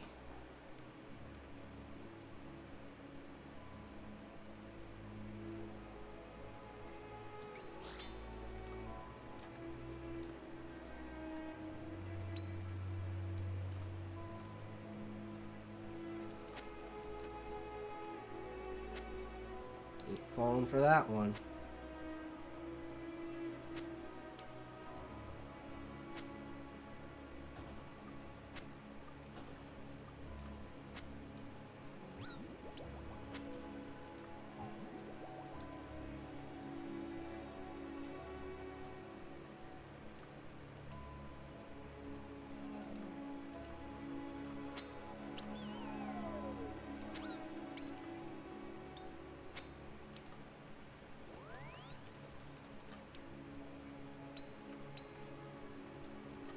Oh shit!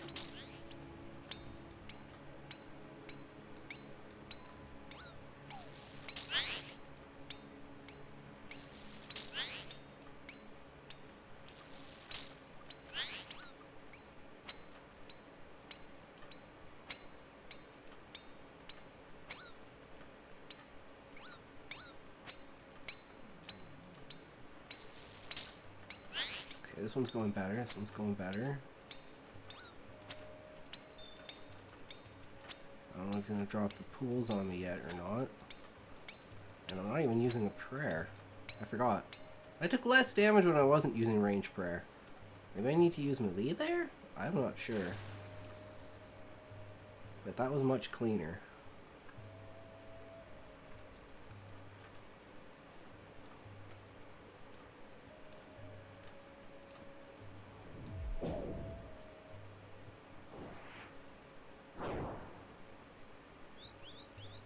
Not fucking hitting me this time.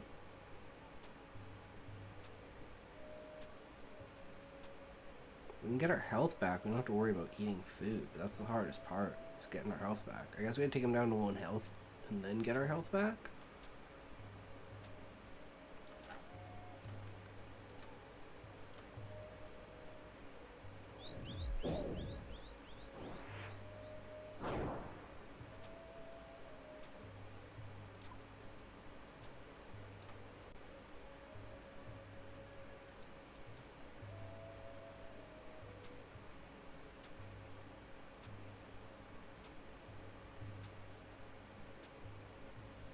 Come on.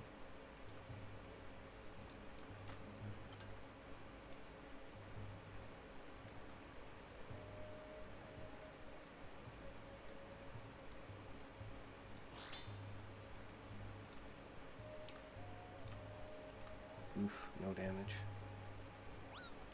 Not bad.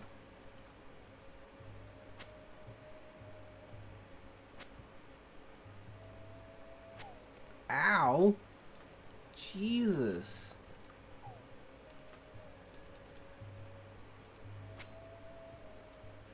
Maybe I do need to pray here.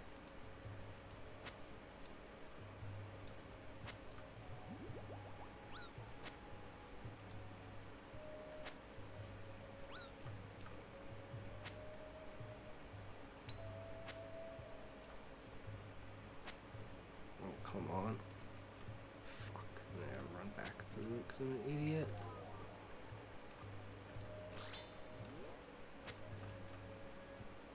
Longest fucking run, and then he shoots one out.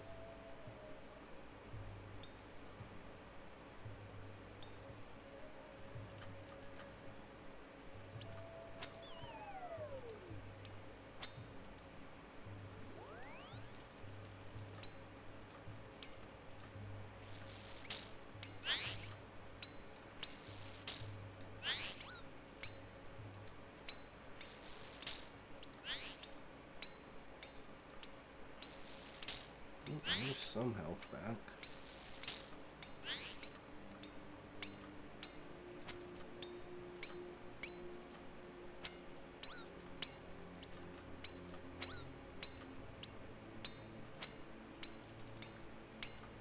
I think protect from melee is better here.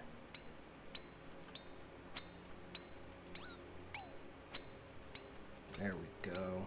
Now we can just do this. Jesus. Oh, I'm dead. No. Oh, come on. I made it. Oh my god, the clutch rejuvenation. I should have just fucking killed it instead of trying to go for the HP, but I don't fucking care. I gotta practice doing that. So, yeah, I don't know. Maybe we just say fuck it and we just kill it. It's pretty rough. Not gonna lie. Pretty rough. Even with this. 'Cause I never tried it with the Ember Light before. Sometimes seems to go down. Other times, yeah, not so much. So I need to make sure I at least have emergency food.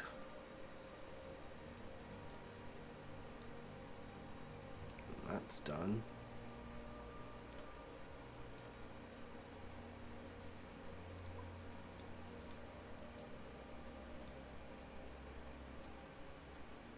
Should be good.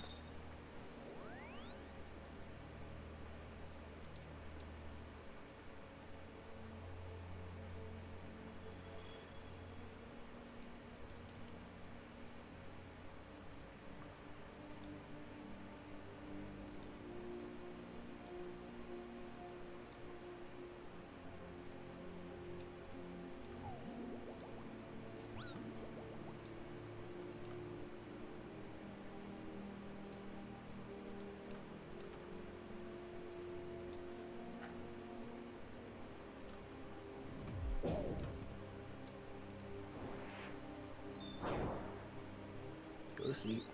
Sleepy time. It's a sleepy time, bro.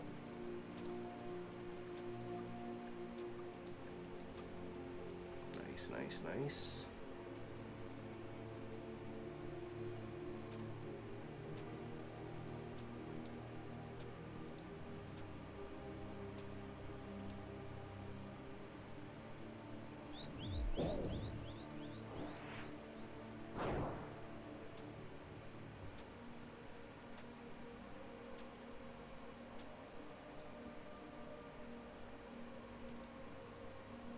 Should be fine.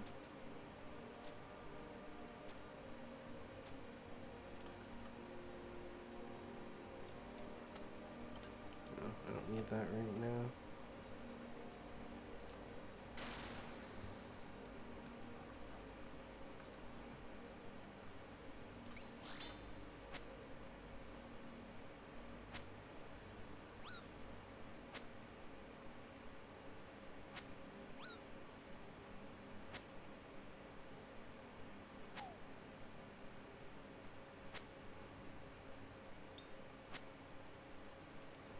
Okay, we fucked him up.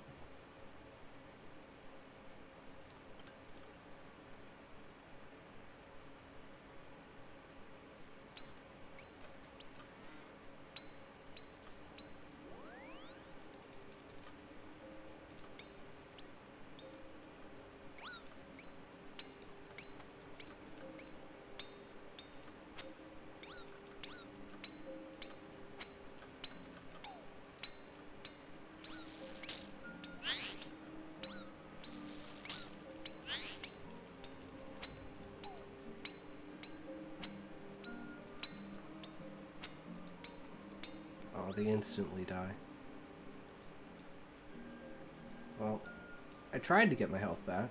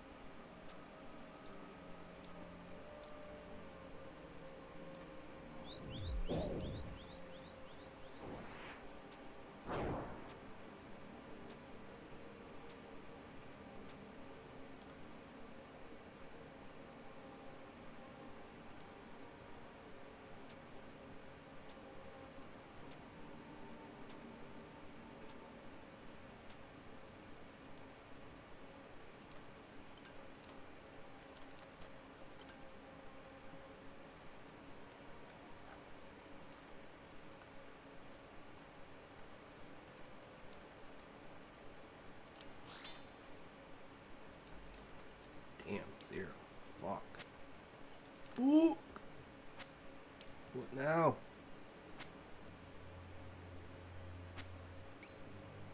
At least he's hitting me for zeros. Come on, buddy.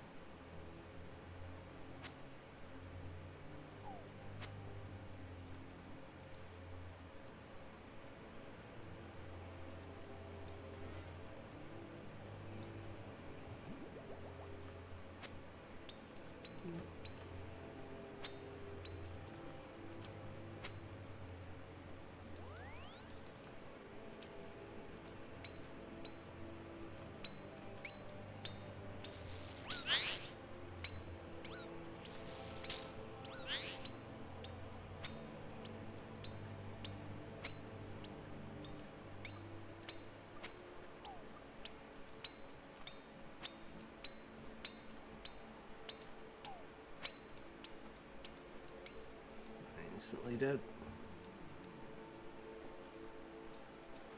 But that wasn't bad at all.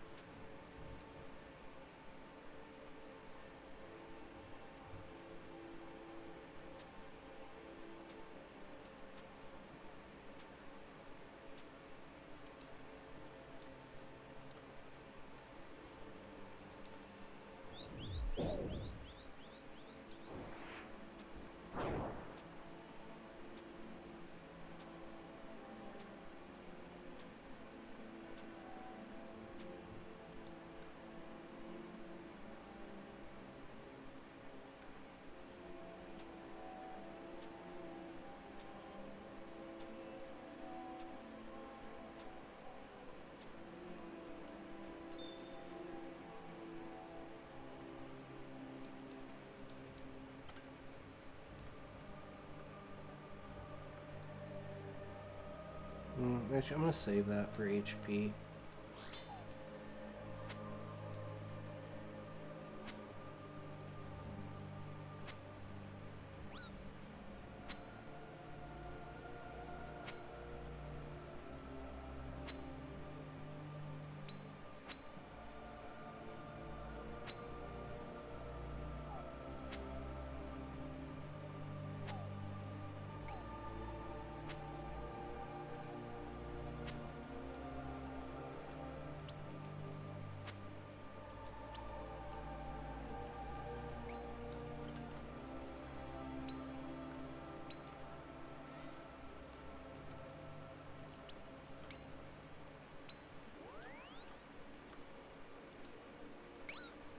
What the fuck hit me for 60? What the fuck?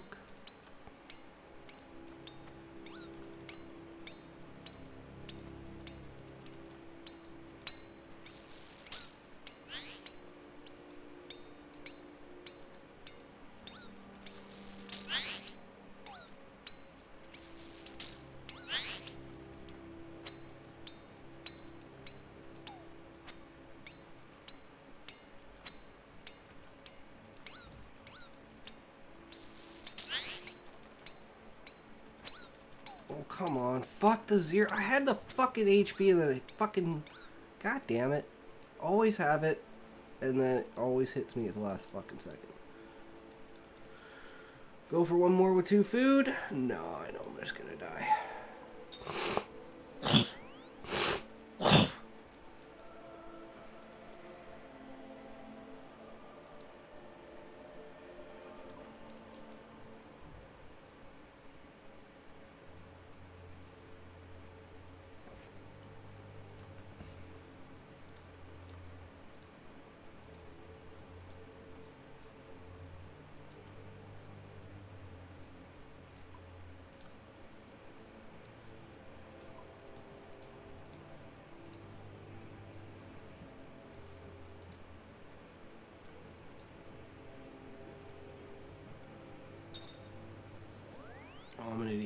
can't grab more potions. Whatever. I'm just gonna do it without the divines and see how it goes.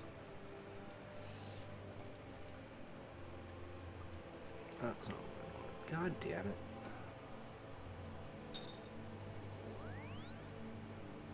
Getting it all twisted.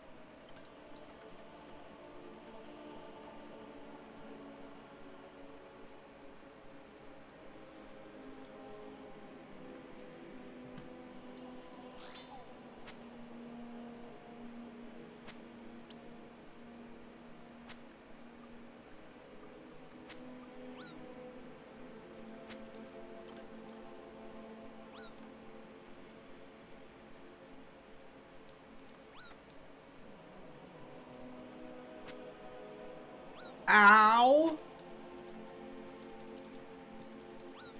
Am I supposed to use this? I don't fucking know. I don't remember. I swear you didn't have to use any prayers.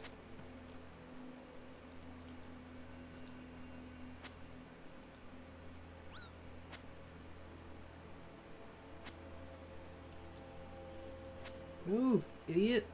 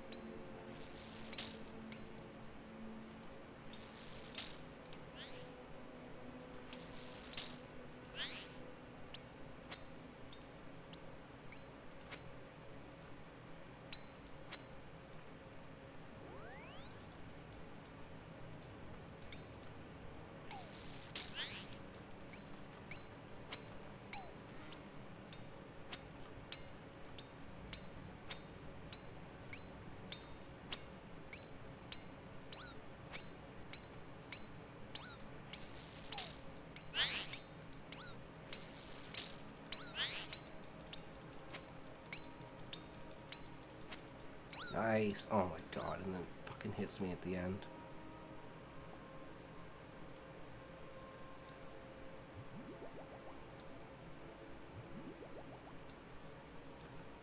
To top off.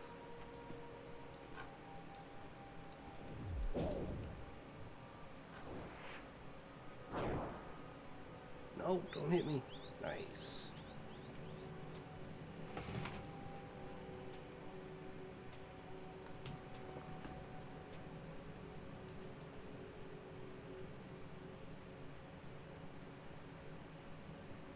I think I'm just gonna go back to doing abyssal demons. This isn't even actually that much fun. It's more of a heart attack. I think I'm good. We did some, though. Can't say we didn't try.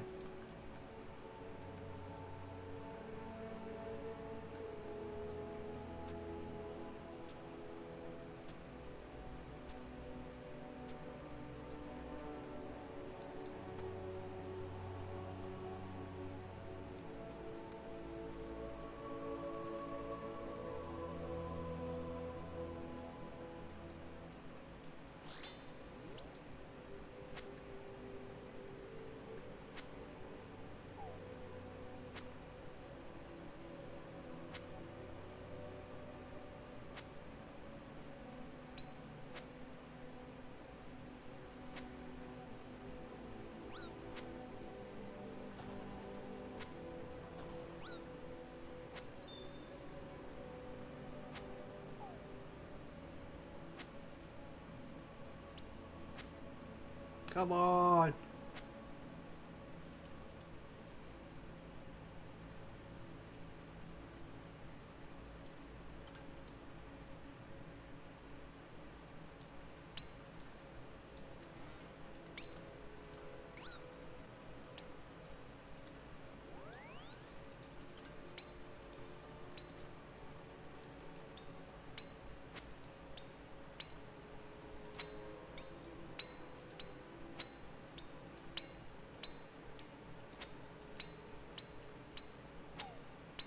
Nice. Alright, that was fun.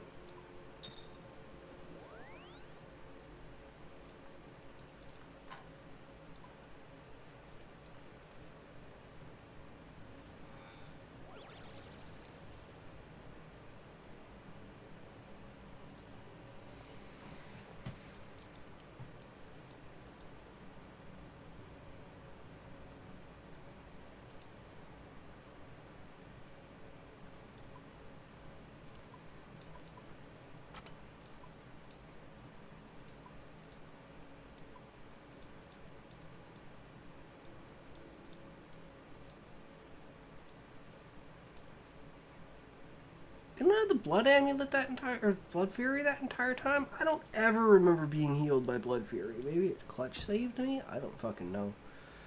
I was just like, wait a second. Alright, I think that's good.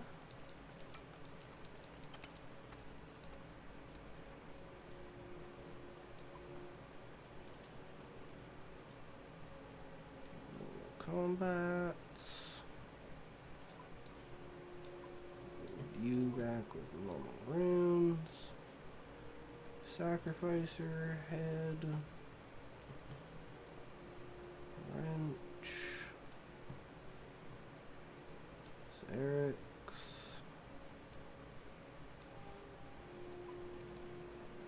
Airpots.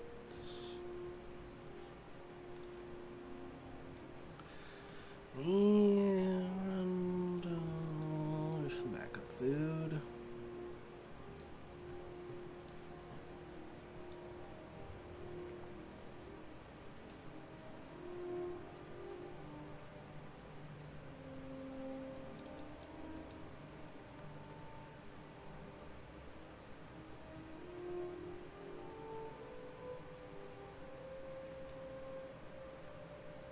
Good, I'm not getting hit by that dragon because someone's there.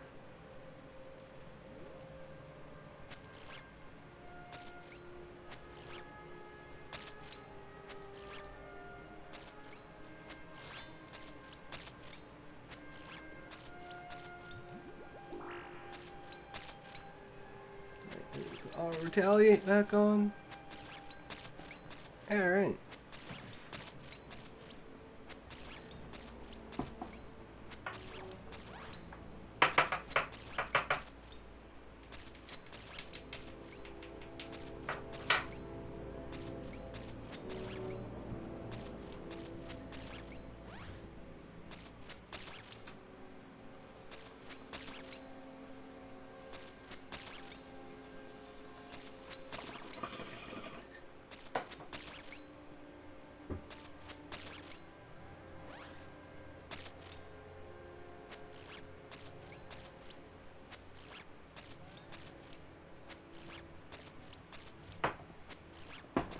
Ooh, yeah.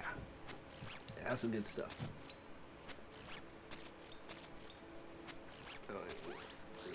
First.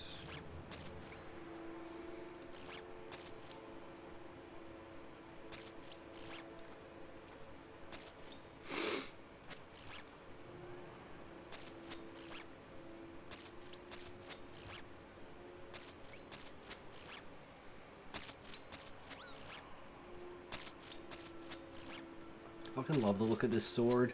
Looks so badass.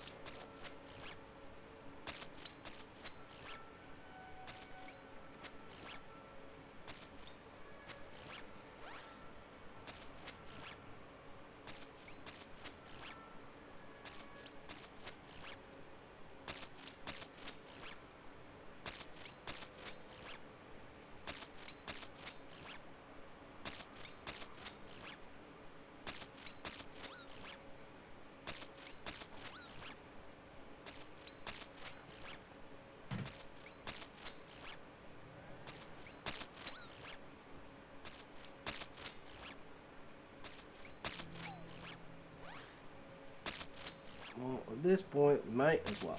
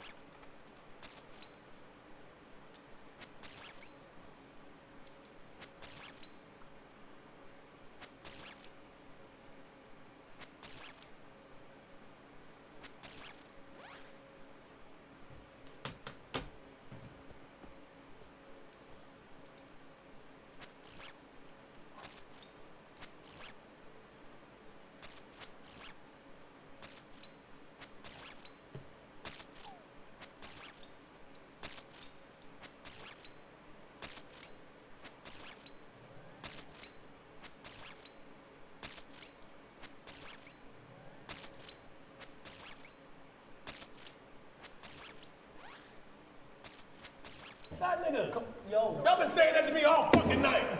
Everybody call me the fat nigga all night, but I can't call the other little fat nigga the little fat nigga. Man, they do this. What used to, this always used to be what it was. It was because remember back in like elementary school, there'd be two fat kids in class, and one fat kid be calling the other fat kid fat. Man, y'all niggas been wrong. Fuck out of here, nigga. No, come on. Y'all wanna have fat phobia when it comes to the kid, but not me? He's like the fucking kid. Nigga, what about me, nigga? He's fine. You're a grown ass nigga. Man, y'all niggas been calling me fat all night. Juicy, oh shit. Oh, y'all. He doesn't give a fuck. This nigga.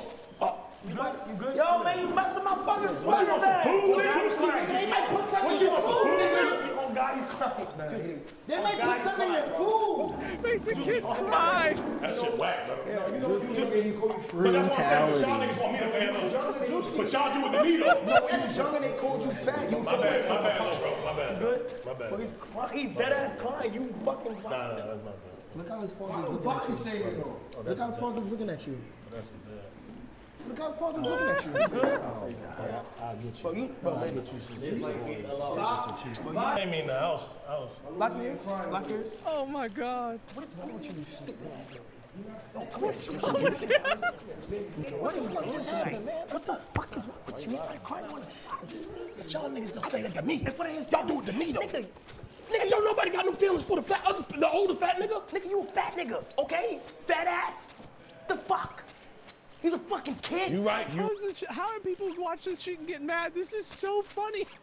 Right. He's a fucking kid. kid. He's a kid. To me, this shit's so I funny. apologize. I gave him a He was hug. crying, gang. No, you're right. You're right. I'm sorry. Come on, bro. Come on, my nigga. Chicken locked up. I got a couple drinks here, but that ain't no excuse, bro. For real. Like, I'm a bigger dude, you're a bigger dude. We on the same page, and like, I really do apologize. I understand.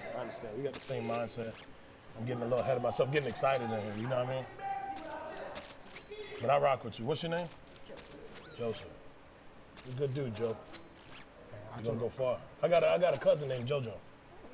Yeah, he cool. It's so fucking stupid. I love this. It's so funny. Bro, so then. Hi. This is my little boy that was at Christenut's house last night. Hello. So I was sitting there, you know, in character. Yeah. As well, I'm supposed to be Pugsley from the Addams Family, so we mostly don't talk. Then he insulted me, Drewski. Drewski insulted me. Bro, his mom probably got him to say this shit. Cause everything was fine at the end of it. Everything was fucking fine. Then she's getting in his head trying to get, yes, because she got mad on his behalf. Everybody there was having fun. I mean, he wasn't for a little bit there, but that's the way it is. He a kid. Multiple times. And if you check on the YouTube video, they cut it out. You can only see me hugging LeBron James Jr. and Kai Snap. Yeah. So, with that, they wouldn't let me get my son. Security would block me. The person in charge of telling me what's supposed to go on was saying that my son was crying because he didn't get no food, which was a lie. That's fucking funny. That's funny. I'm sorry. A older person, Drewski, was physically and mentally assaulting my son. Calling my son a fat ass nigga, whatever he was saying. But he's a big ass silverback gorilla. He had no business talking to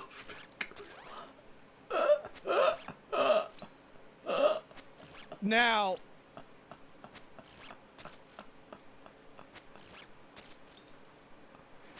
of all the things to say, Probably not the best. it doesn't even make sense. It's a self-report, yes. Calling somebody a silverback gorilla, you need to say that? I feel so bad for this kid. His mom let him get fat as hell, and then she goes around, he gets called out for it, and that gives her an excuse to be a fucking racist.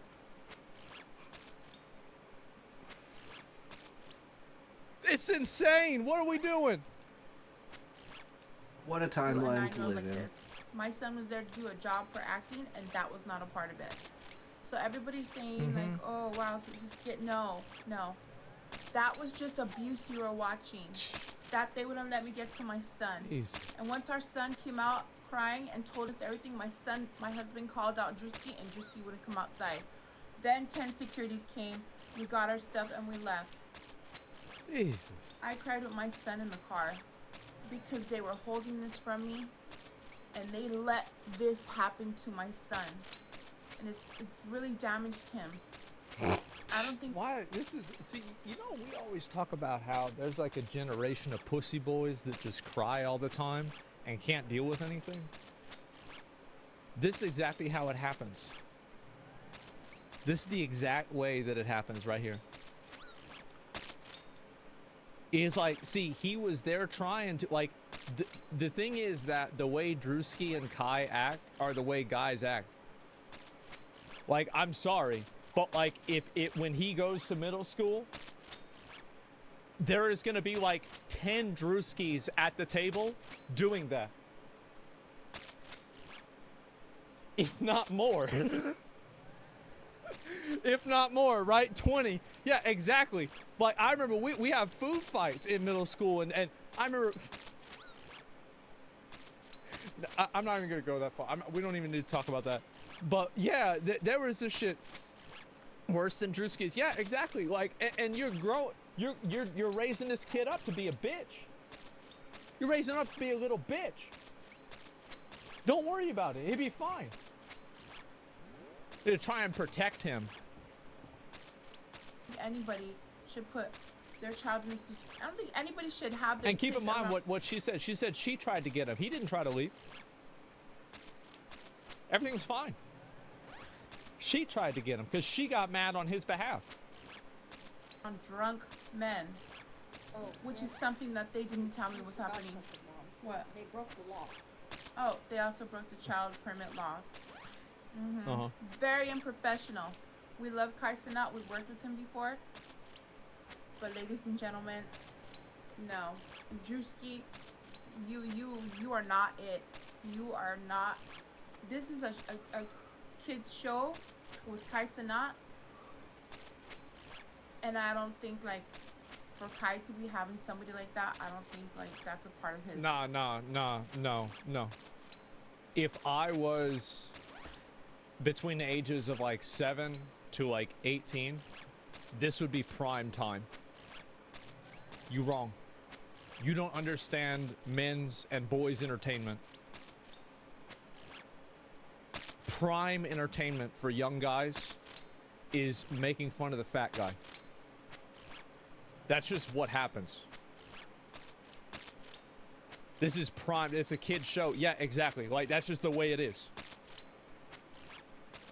It's true. It's not a kid's show. There are a lot of kids that watch it. Criteria, like... I'll never want to work with them again. This how you raise a bitch. You have anything else you want to say? He hurt my baby's feelings. Yep, this how you and raise a he wasn't bitch right genuinely here. Sorry about it either. He was faking. He was all cat. You know, he was just a mean person, and you shouldn't have mean people like that around your kids. Jesus. Or your child actors.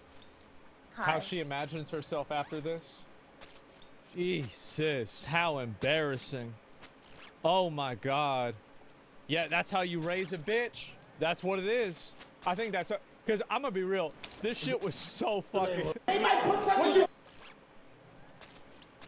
I got no feelings for the older fat nigga. Nigga, you a fat nigga, okay? Fat ass. The fuck? If you think that any kid watching that is not laughing their fucking ass off at this shit, you are out of your mind. I don't know, it's not that funny? No, it's probably not as funny. The thing is that it's probably not as funny if you're an adult and like you're not into that stuff anymore. But I remember what I used to think was funny. And I would have thought that shit was really, it's funny as fuck. I think it's funny. I do. I think it's real funny. I'm sorry, but I love all kinds of dumb humor like that. But it's okay. The mom is upset, makes it 1,000 times funnier. Yeah, she's upset. He's not even upset. He was talking and everything was fine. It's so sad to see this shit happen, man. Because this is how, I just want y'all to understand, this is how you get the generation of pussy boys who go around and they get offended. This is how you get people that go to Blue Sky. She is fast tracking this kid to Blue Sky. That's fucked up. Offended mom? Yeah. He probably already has one. What's Blue Sky? It's for people that get their feelings hurt a lot. I'm offended that she's offended. So am I, man. I think everybody is. It is nuts for me to see how bad this shit gets. But let's see. I'll look at some other stuff too. Giveaway from Twitter. I don't know about that. I think it really depends. But this is, by the way, this is crazy. Instagram. How many people have y'all seen on Instagram that are fake AI accounts? Because I have seen a lot. She's a good mom? No. The thing is that, I'm gonna just get in and talk about this real quick, is that you gotta have your kid fight their own battles, and you have to have your kid deal with friction in their life as a kid. There's a big problem, and this is one of the good things with the internet, right? Dealing with friction as a young adult or a young boy allows you to have the fortitude to deal with it in a healthy way whenever you become an adult. So you deal with these things as like an 8-year-old, as a 12-year-old, as a 14-year-old. So by the time that you're a 21-year-old and you're drinking at a bar, you don't get your feelings hurt and get in a fucking fight and ruin the rest of your life. Because you have spent your life dealing with conflict. You have spent your life dealing with resolution, dealing with other people. And also, you don't alienate other people because you can't deal with them. That's it. Bet I recognize 2 of the 3 images here. I don't know any of these rules. But yeah, anyway, I that's just what I think. Be supportive, have your kids back. You gotta let them know on their own. Yeah, exactly. Like, that's life. And anyway, yeah, Instagram now, bro, like, it's... See, we went from... This is where we gone from. So we started at Real Girls. That's gone. We're out. That's out. That's out. Real. That's done. Girls using filters. Okay. Then now it went down to this, right? It's girls using filters. Then after it went from girls using filters, it went to girls. Actually, that's not true. Girls with plastic. Are you smoking? Surgery. Who? You. And then we have girls What? using Why filters. are you smoking? And now we have Stock AI theory is girls. now following. Less than greater we than, started greater than with less real than girls. less than greater than less than less than greater than Now- dancing Kirby. It's not that the titties aren't real. Stock Or their theory. asses Yo, are yo, real. what's up? Welcome, welcome. They don't even fucking exist. That's it. You don't even AI. Yeah, that's it. Actually, you know what? Oh, you're right.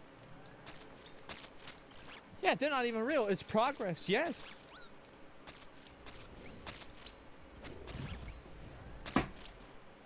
This video is brought to you by Incogni. Stick around to hear more about the special offer they're providing to the entire Good old professional upper community. echelon. That's a VPN. Recently, though it has been slowly increasing over the past couple of years, Yeah. you seemingly I love can't go his 15 videos. seconds without having AI shoved in your face by some sort of commercial enterprise. Of course. You have Coca-Cola now using AI imagery for their advertising campaigns. You have Google working Gemini into practically every single product that they Naturally. offer. But no matter what company it happens to be, it's a very clear atmosphere.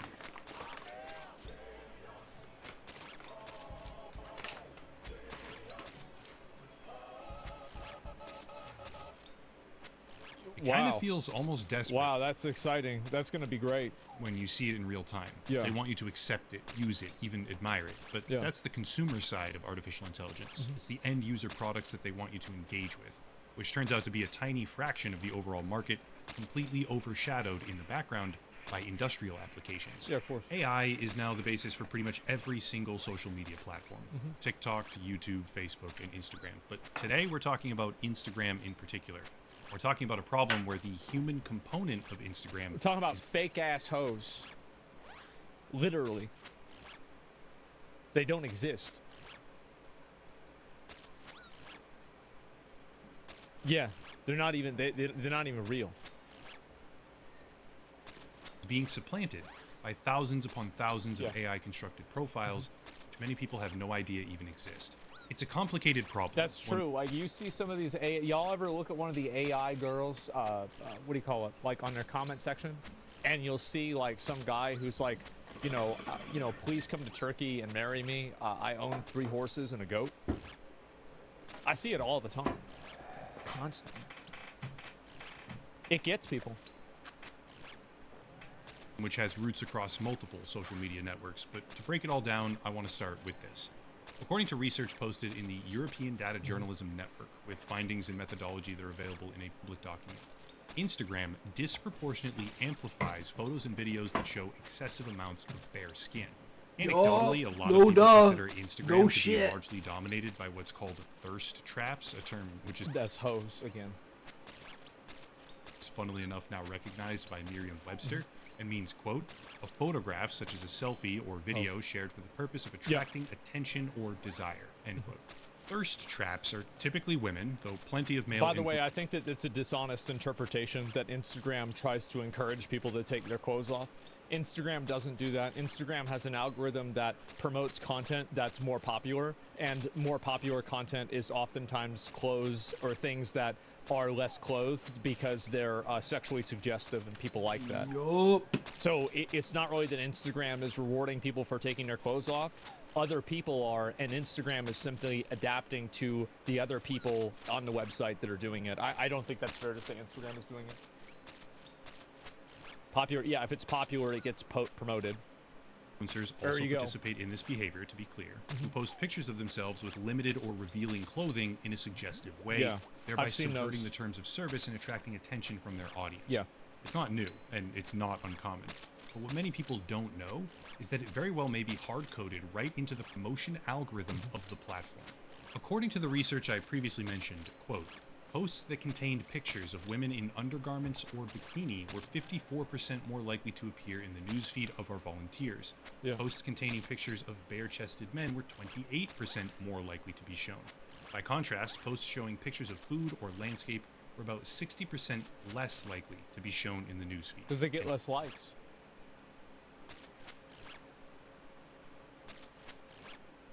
Yeah. Like, I hate it when there's a hot girl on Instagram and she posts a picture of her food. God, nobody cares. Just stop. Nobody, literally nobody gives a fuck.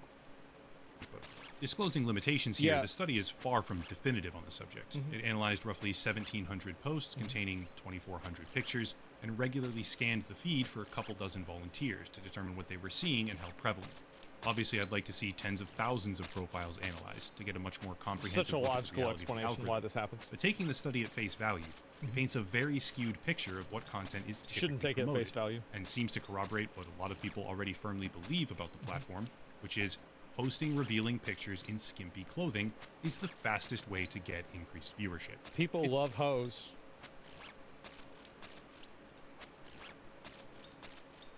Can I be a scientist now?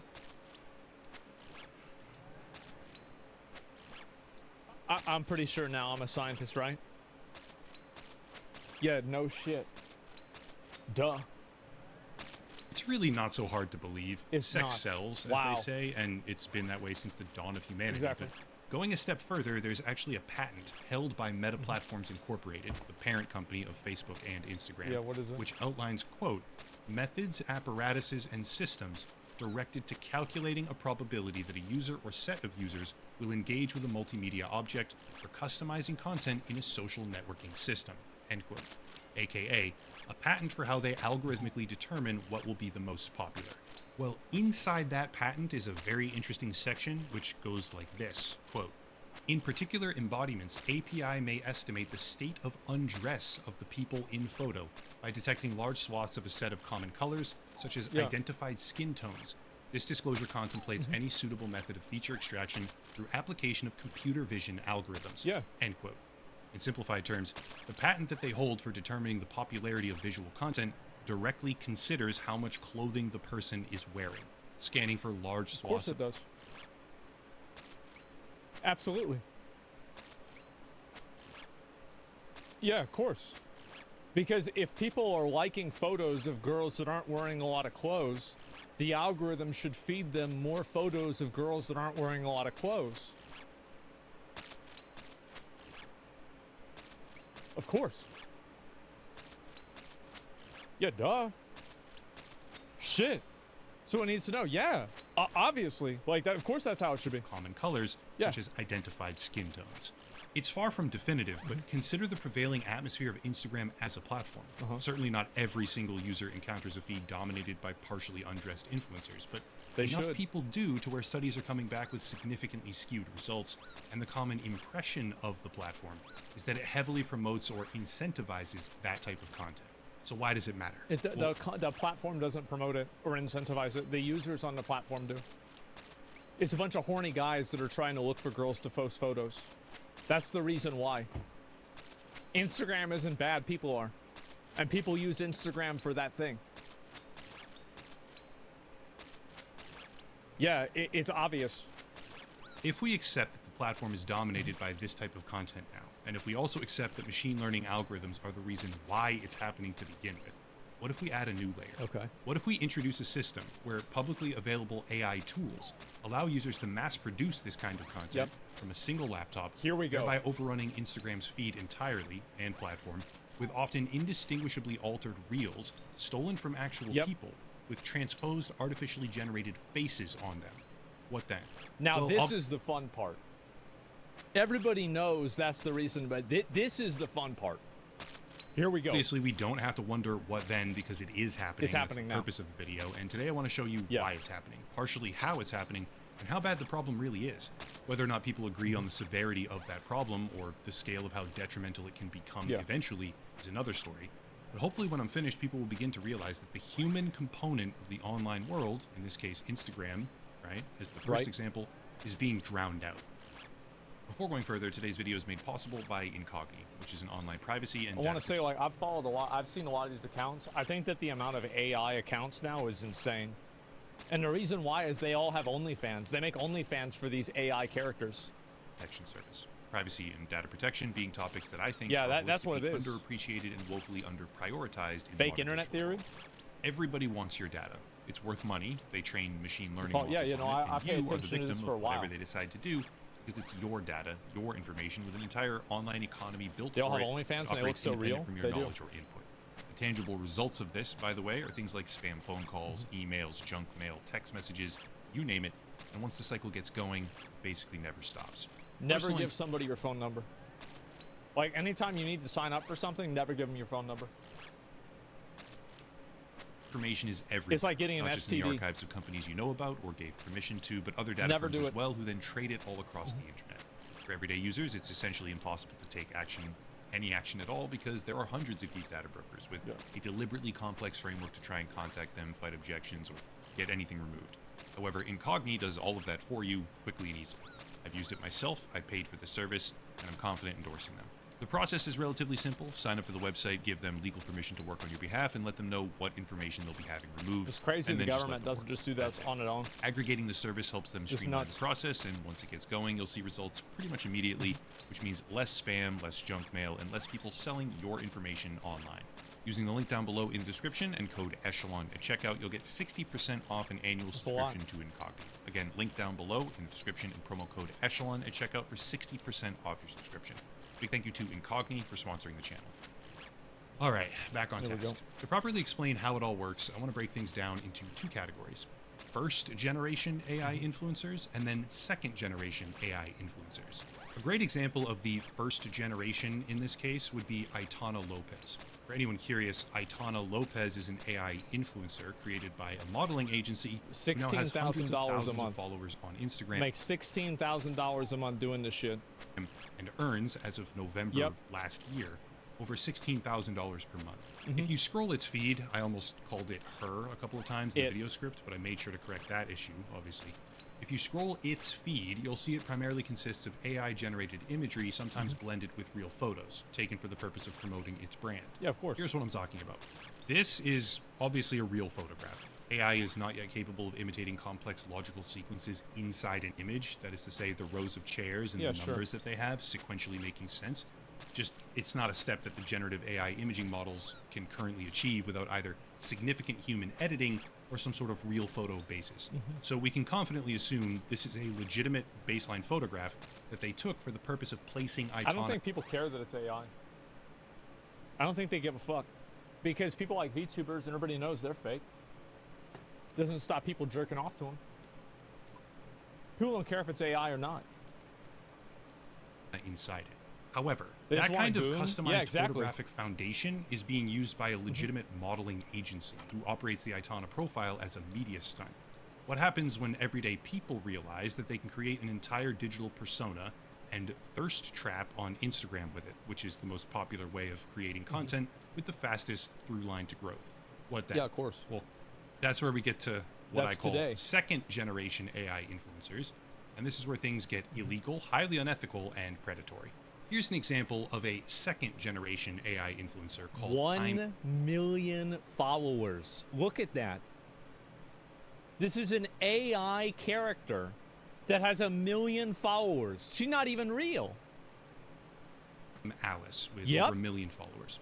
It's a good thing that the profile still discloses that by AI in its bio. I think it has surprising, to. actually. I'm pretty sure it has if you to. scroll the feed of posts, you immediately find a high number of video reels. Yeah. However, if you look at those reels, some of them are constructed better than others. All right, that's tomorrow's Something task. almost immediately feels off. It's an uncanny valley type situation, which is the phenomenon where as something gets closer and closer to a human likeness, we gain affinity. Thank you for watching, and as always, remember, if you can't say fuck you to your friends, who can you say fuck you to? Fuck you!